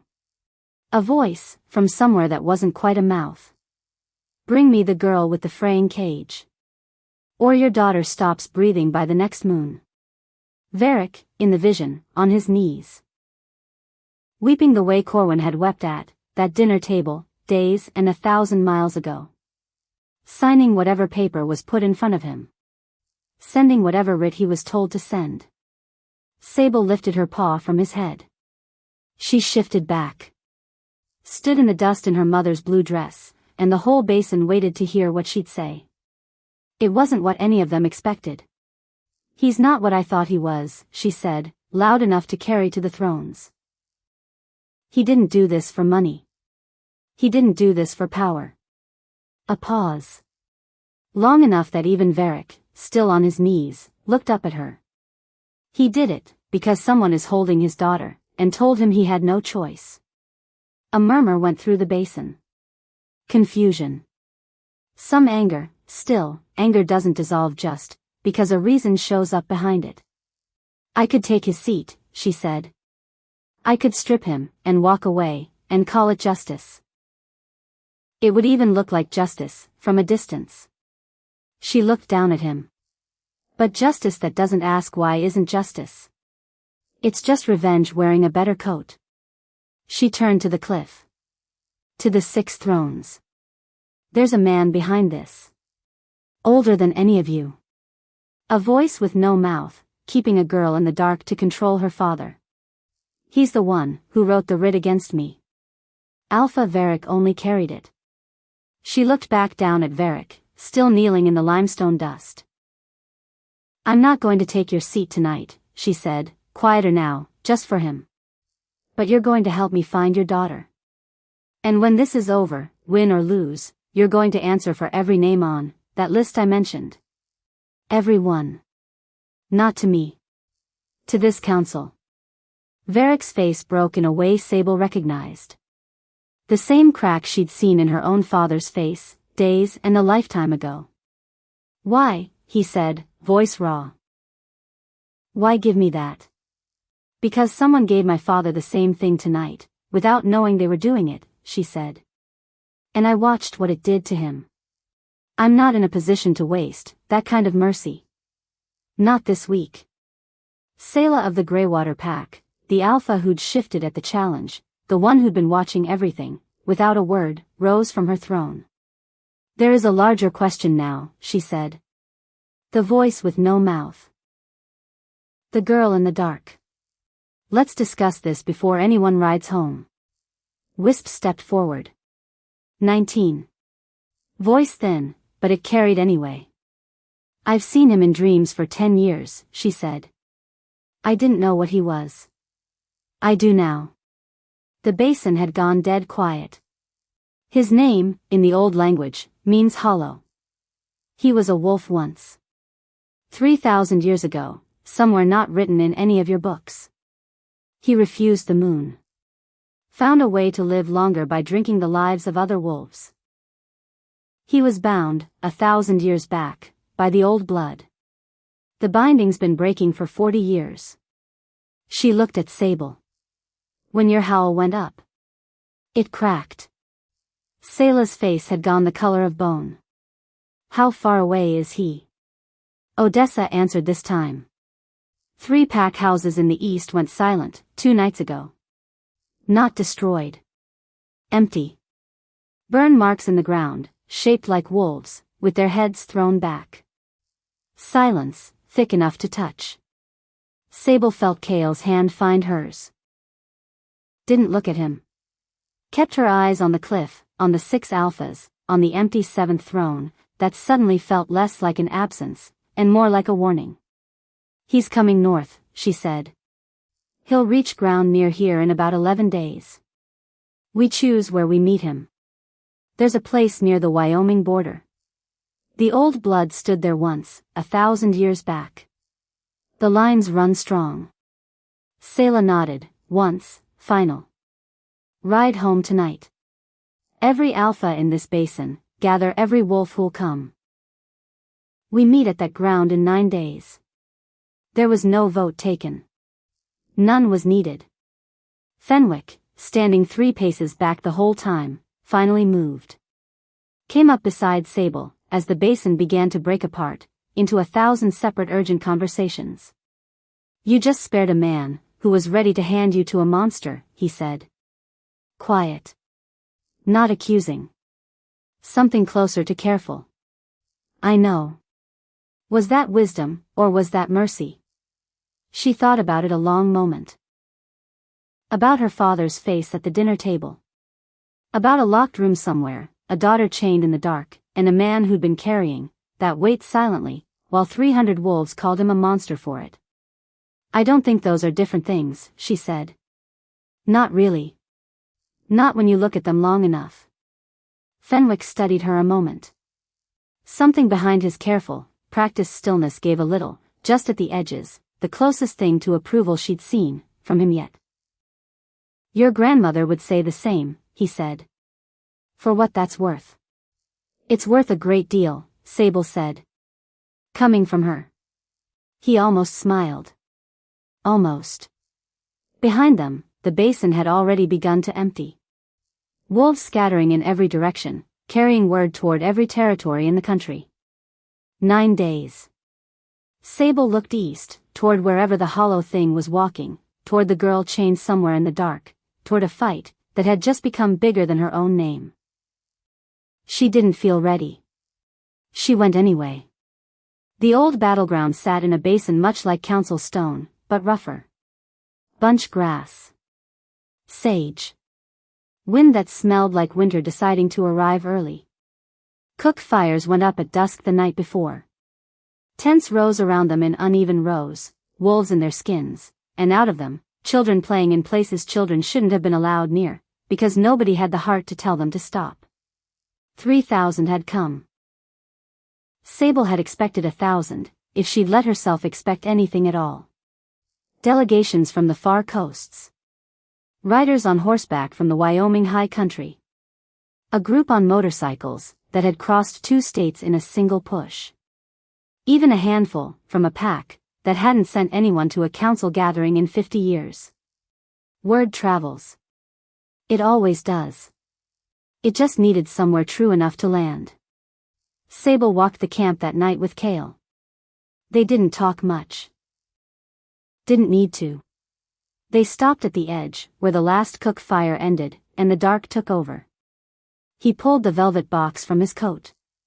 She already knew what was inside. It wasn't a ring.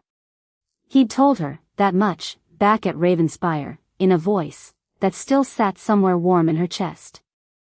I told you I wouldn't surprise you, he said. I'm asking tonight. Because if tomorrow goes badly, I don't want to die, without you having the answer sitting in your mouth. Whether you say it out loud or not.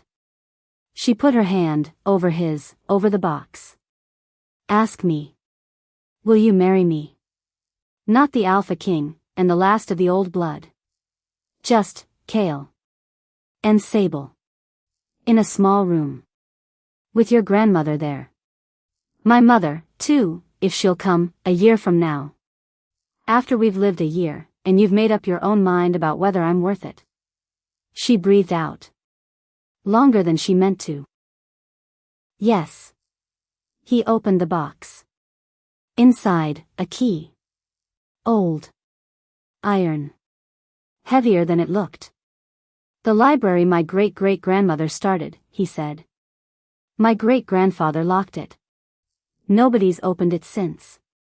It's yours. Whatever else we build, that comes first. She closed her hand around it. Cold metal, surprising weight. A ring can wait, he said. I wanted you to have this first. She slid the key into the inside pocket of the wool jacket Fenwick had given her that morning. Kept her hand pressed flat against it a long moment. Like she was checking it hadn't already disappeared. The rider found them an hour before dawn. Sable heard the horse, before she saw it, hooves on hard ground, coming fast, the particular urgency of a man who hadn't slept, and didn't plan to, until whatever he was carrying got where it needed to go. Fenwick reached the horse first. Pulled the rider down, listened, face going tighter, with every word. He crossed the camp to Kale's tent at a near run. Sable was already awake. She hadn't really slept. Sir. Fenwick's voice had none of its usual measured calm. There's an alpha at the western picket line. Demanding to see the Queen. Says he's come alone. Who? Kale said. Fenwick hesitated. Just a half-second. Long enough that Sable felt her stomach drop, before he even said the name. Corwin Ashwood. She found him standing at the edge of the firelight, flanked by two of Kale's guards, who hadn't decided yet whether to treat him as a threat or a broken man. He looked like both. He'd aged 5 years in 9 days. Sable saw at the moment she stepped into the light, the gray had spread through his hair, the shoulders that had always carried themselves like an alpha's now carried themselves like an old man's instead. He didn't move toward her. He waited. Like he'd learned, finally, what it cost other people, when he didn't wait. You shouldn't be here, she said. I know. The council named you complicit. In everything. You could be arrested the second you cross into this camp. I know that too. Silence stretched. Somewhere behind them a horse shifted its weight. A child laughed, too young to understand what kind of night this was. Then why? Corwin's hands opened at his sides. Empty. Nothing to offer but the emptiness itself. Because I heard what's coming, he said. The thing with no mouth. And I thought, if my daughter is going to stand against something like that, and I never say the thing I should have said 6 years ago, then I don't deserve to call myself anything. Not Alpha. Not father. Nothing. Sable's throat had gone tight. So say it. I'm not here to fight beside you, he said. I know I haven't earned that. Whatever happens after tomorrow, exile, worse, I'll take it. I don't care anymore. I just needed you to know, before whatever comes tomorrow comes, that I know. Finally. I know what I did to you. Every morning of it. Sable stood there a long moment. The girl who'd knelt on that kitchen floor for 3 years, gathering porcelain with her own blood on the shards, she wanted to turn around and walk away from him right now, and some old, tired part of her thought that would even be fair. But she'd learned something at Council Stone, kneeling over Varric, with her hand on his forehead. Mercy that doesn't ask why isn't mercy. It's just cruelty in a better coat. Stay, she said finally. Not to fight. Fenwick will find you something useful. But stay. Something in Corwin's face broke open, quiet, the same crack she'd watched split him down the middle at that dinner table 9 days ago. Thank you, he said. Barely a whisper. Don't thank me yet, Sable said. Thank me if we're both still standing tomorrow night. Fenwick found her an hour before the horizon started to lighten. She was checking the girth on a horse she didn't plan to ride, just to have something to do with her hands. You didn't have to let him stay, he said. No. Was that wisdom? Or mercy? You asked me that same question 9 days ago. About Varric. I'm asking again. Because I still don't know the answer, and I've decided I'd like to. Sable looked at him. 50-something, maybe older, carrying a grief for a son he'd lost 22 years back, that never seemed to get lighter, only quieter. I think, she said slowly, that a man who finally tells the truth deserves a chance to prove it wasn't the only time he ever would. Fenwick nodded, once. Didn't smile, he rarely did, but something behind his eyes eased. Your grandmother again, he said. No, Sable said. That one's mine. The Hollow King came over the eastern ridge at first light. 10,000 of them, or close enough, that counting stopped mattering. They didn't move like wolves. They moved like puppets on strings nobody could see, jerking forward in a wrongness the eye kept trying, and failing to correct. The sound they made carried across the whole basin, the sound a body makes when there's nothing left inside it. At the front walked something that had once been a wolf. Wasn't anymore. A shadow shaped like one. And somehow, impossibly, also a man, his outline shifting, so fast Sable's eyes slid off him every time she tried to hold the shape still. 12 of the old blood stood at the center of the ranks. Sable at the head. Bryn and Odessa at her shoulders. Wisp just behind. 8 more who'd answered the call, over 9 desperate days, arriving by truck, by bus, one on foot, with blistered feet, and a look on her face like she'd walked the whole way certain she'd be too late. They formed a ring. Raised their voices together. The moon wasn't in the sky. It came anyway. Faint, then bright, then very bright, the way a thing arrives, when 12 voices, that haven't sung together in 300 years finally call it home. Light came down, through the 12 of them like sun through glass. The hollow ranks touched it and unmade. Not violently. The way fog unmakes, when the sun finally gets through it. Shapes lay down in the grass, and then the shapes simply weren't there anymore. The shadow at the front kept coming. The light didn't touch him.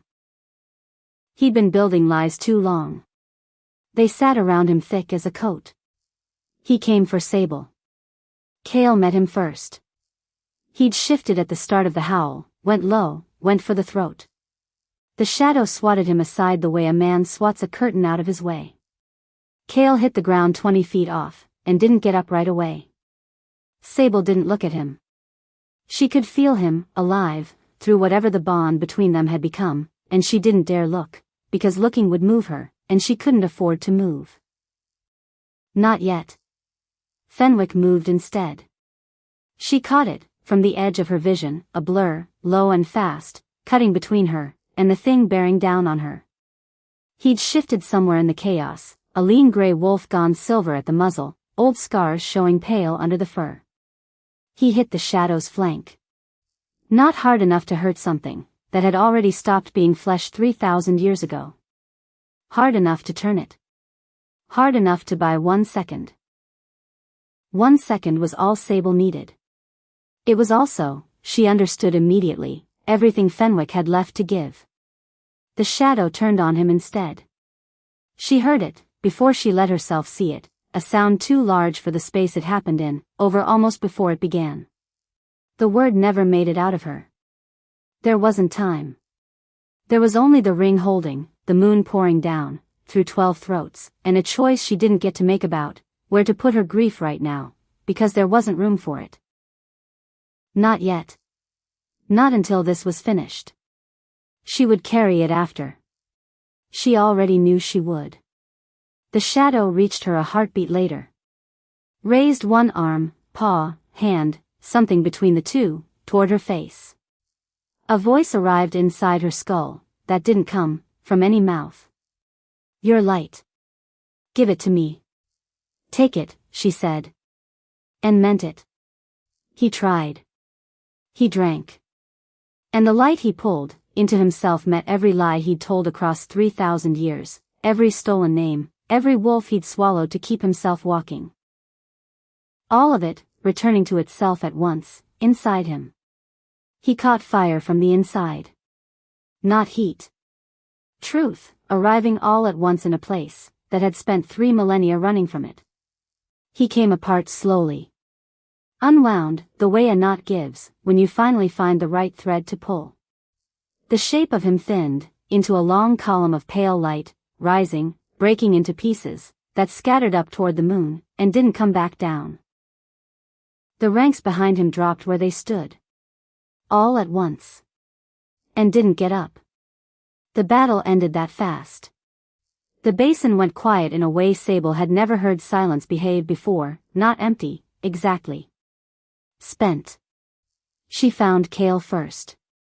He was already sitting up, blood at his temple, but breathing, moving, alive in every way that mattered. He got to his feet, before she reached him, and closed the last of the distance himself. Neither of them said anything. He put one hand against the back of her neck. Pressed his forehead to hers. They stood like that a long time, while the basin slowly understood the worst thing hadn't happened. Then she remembered. She turned. Scanned the field, faster than she meant to, faster than her legs wanted to carry her. She found him 30 yards off. Gray fur gone still in the trampled grass. She dropped to her knees beside him. He'd shifted back somewhere in the last moments, an old habit, she'd learn later, some wolves kept for their families, wanting to be found, as themselves, not as an animal a stranger might not recognize. His eyes were open. Found her face. Fenwick. Don't, he said. Quiet. Almost gentle. Don't waste the words on that. You didn't have to. I know. A ghost of something crossed his face. Not quite a smile. Close enough. I told you once. Cowardice is the right strategy for the woman a kingdom depends on. His breath was getting thin between the words. I decided, he said, it wasn't the right strategy for me. Not this time. Not for this. Sable's hands found his, pressed them between her own the way her grandmother had once wrapped a bleeding cut in a kitchen a lifetime ago. You said your son didn't understand, she said, voice breaking. That courage was surviving. Not dying. I remember. Then why? Because some things, he said, are worth the exception. His eyes moved past her shoulder, found Kale, who'd come to kneel on his other side, silent, jaw tight enough to crack. Sir, Fenwick said. Barely audible now. Take care of her. Better than I took care of. He didn't finish it. Didn't need to. They both understood the name that belonged at the end of that sentence, a boy who'd been 19 once, 22 years gone, at a borderline that hadn't needed to exist. Kale's hand closed over the old man's shoulder. I will, he said. I swear it. Fenwick's eyes came back to Sable. Held there. You asked me once, he said, so faint she had to lean close to catch it, if letting Varric live was wisdom or mercy. I remember. I still don't know the answer. A breath, shallow. But I think it's the same thing you just did for me. Letting me choose how this ended. His eyes closed. He didn't open them again. They buried him 3 days later, at Ravenspire, on a rise overlooking the valley he'd never once complained about driving through, mile after careful mile, for a queen he'd called precious, before he'd ever called her by name. Sable stood at the grave a long time, after the others had gone back down. Corwin came and stood beside her, silent, not intruding. He drove me here, she said. The whole way. Never tired. Never complained. He sounds like he was a good man. He was better than good, she said. He just never let anyone see it, until it mattered. Corwin was quiet a moment. I understand that better than I'd like to admit, he said. There was still the matter of Varric's daughter. They found her 2 days after the battle, not chained in the dark the vision had shown, but wandering the eastern ridgeline in a daze, one of the many the Hollow King had taken and hollowed and, in the end, released the instant his hold on them broke. Confused. Thin. Alive. Sable was the one who carried the news to Varric herself, at Council Stone, where he'd been waiting under guard for whatever judgment the tribunal decided to hand him. He didn't ask if his daughter would recover fully. Some questions a father learns not to ask out loud, in case the answer arrives, before he's ready for it. He only asked one thing. Why did you tell me yourself? You could have sent anyone. Because you sent your own guilt, through a letter once, addressed to no one, Sable said. I thought you deserved better than that, coming back the other way. The tribunal reconvened a week later. Corwin stood in front of the 6 thrones, the 7th, Varric's, restored quietly the week before, on the strength of a daughter's testimony, and a council too tired from war to argue the point further. Corwin didn't wait to be asked. He confessed everything, briefly, in his own words. 6 years. The cellar. The bruises he'd chosen not to see. They stripped him of his rank. Exile, 5 years, with the possibility of return pending review. He accepted it without argument.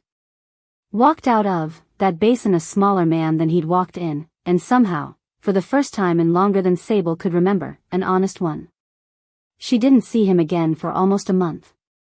The letter came instead, folded plain, no wax seal, nothing formal about it at all. Just her father's handwriting, unsteady in a way it had never been on any ledger she'd watched him keep for 21 years. She read it alone, in the small study off the Moon Tower, her grandmother's green journal stacked along the far wall like witnesses. I don't expect you to answer this. I'm not writing it to be answered. I'm writing it, because there are things I should have said to you on 100 separate mornings, and I chose silence instead, every single time, because silence was easier than admitting what your mother's death had done to me. I told myself I was protecting the pack by staying hard. I was protecting myself from feeling anything at all. I don't have a good explanation for the cellar. For the years I let other people's cruelty stand in for the grief I couldn't name. I only have this. I loved your mother more than I ever knew how to say, while she was alive, and when she died I decided the safest thing was to stop loving anything that much again. You paid for that decision. You shouldn't have. I am not asking you to call me father again. I don't think I've earned that word in longer than I can count. I would only ask that, someday, if it ever feels true, and not owed, you let me hear you say my name without flinching. That would be enough. It would be more than I deserve, and I would take it anyway. Your mother pressed lavender into the hem of that dress because she said the smell would remind you, someday, of home, even if home didn't feel safe yet. I think she knew, somehow, that you'd need reminding. I hope you're home now, Sable. Wherever that turns out to be. Sable folded the letter along its creases. Sat with it a long time, before she set it down. She didn't cry, not right away. Crying had always come to her late, in private, in hours nobody else witnessed. But that night, walking the walls of Ravenspire, with Kale beside her, she told him what the letter said. All of it. He listened without interrupting. When she finished, he took her hand. What do you want to do with it? He asked. Keep it, she said. Somewhere I can find it again. Not to forgive him tonight. Just, somewhere close enough, that I don't lose the chance to, someday, if it ever feels true. A year passed the way years do, when a person is finally building something instead of just surviving it. Sable learned to read her mother's journals cover to cover, not just the marked pages. Learned the older name for her own bloodline, and never once said it aloud, where it could catch fire.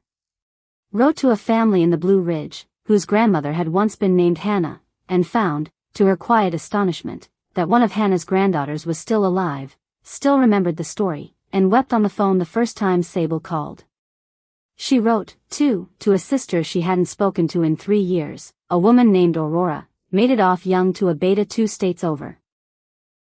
It took 2 letters before Aurora answered. It took 4 more, before she agreed to visit. They stood together, the 2 of them, at the edge of the Ravenspire courtyard the day Aurora finally arrived, and neither one said much of anything for the first 10 minutes. Some reunions don't need words right away. Some just need 2 people willing to stand in the same place again. Corwin's exile ran its course. Sable didn't send for him when it ended. She simply left a door unlocked, the way her grandmother once had, and waited to see whether he'd walk through it on his own. He did. Slowly. On foot, the last mile, the way a man walks, when he wants to feel every step of a path he once took for granted. He didn't move back into the towers. He asked, instead, if there was work he could do, with his hands, something ordinary, something that didn't require anyone to trust him, with power again, before he'd earned it back an inch at a time. Fenwick's old training hall needed a groundskeeper. Corwin took the job without being asked twice. Some mornings, Sable would find him there, before sunrise, sweeping a floor nobody had asked him to sweep, the way nobody at Ashwood Hollow ever had. She never mentioned it. She didn't need to. She understood, watching him, that some men only learn to say sorry, with their hands, long after their mouths have already tried and failed. On the anniversary of the night Kale had knelt in a great hall 300 wolves would never forget, he asked her again. Properly, this time. A small room. Her grandmother present, exactly as promised.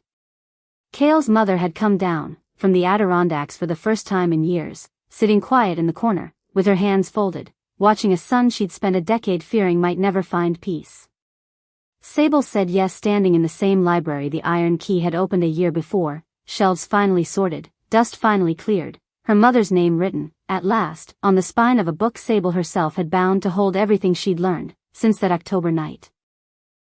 That evening, after the small room had emptied, and the candles had burned low, she walked alone to the rise above the valley, where Fenwick was buried. Stood there a long while, coat pulled tight against the cold, the same cold she'd once stopped letting herself notice. She thought about a kitchen floor, and a plate, that hadn't dropped, so much as been let go. About a mother who'd pressed lavender, into a hem, so a daughter, years later, in a life she couldn't have imagined, would carry the smell of home even, before she knew what home was. About Fenwick's love had looked like driving, through the night, without complaint, and then, when it mattered most, refusing to drive away. She didn't have a tidy way to close any of it in her own mind. Grief and gratitude, she'd learned, rarely arrived in matching sizes.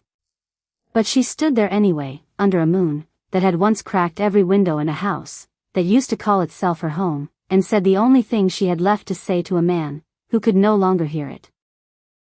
I see you now, she said. All of you. I see what it cost. The wind moved, through the grass, and didn't answer. It didn't need to. Some things, one said, don't require an answer to be true.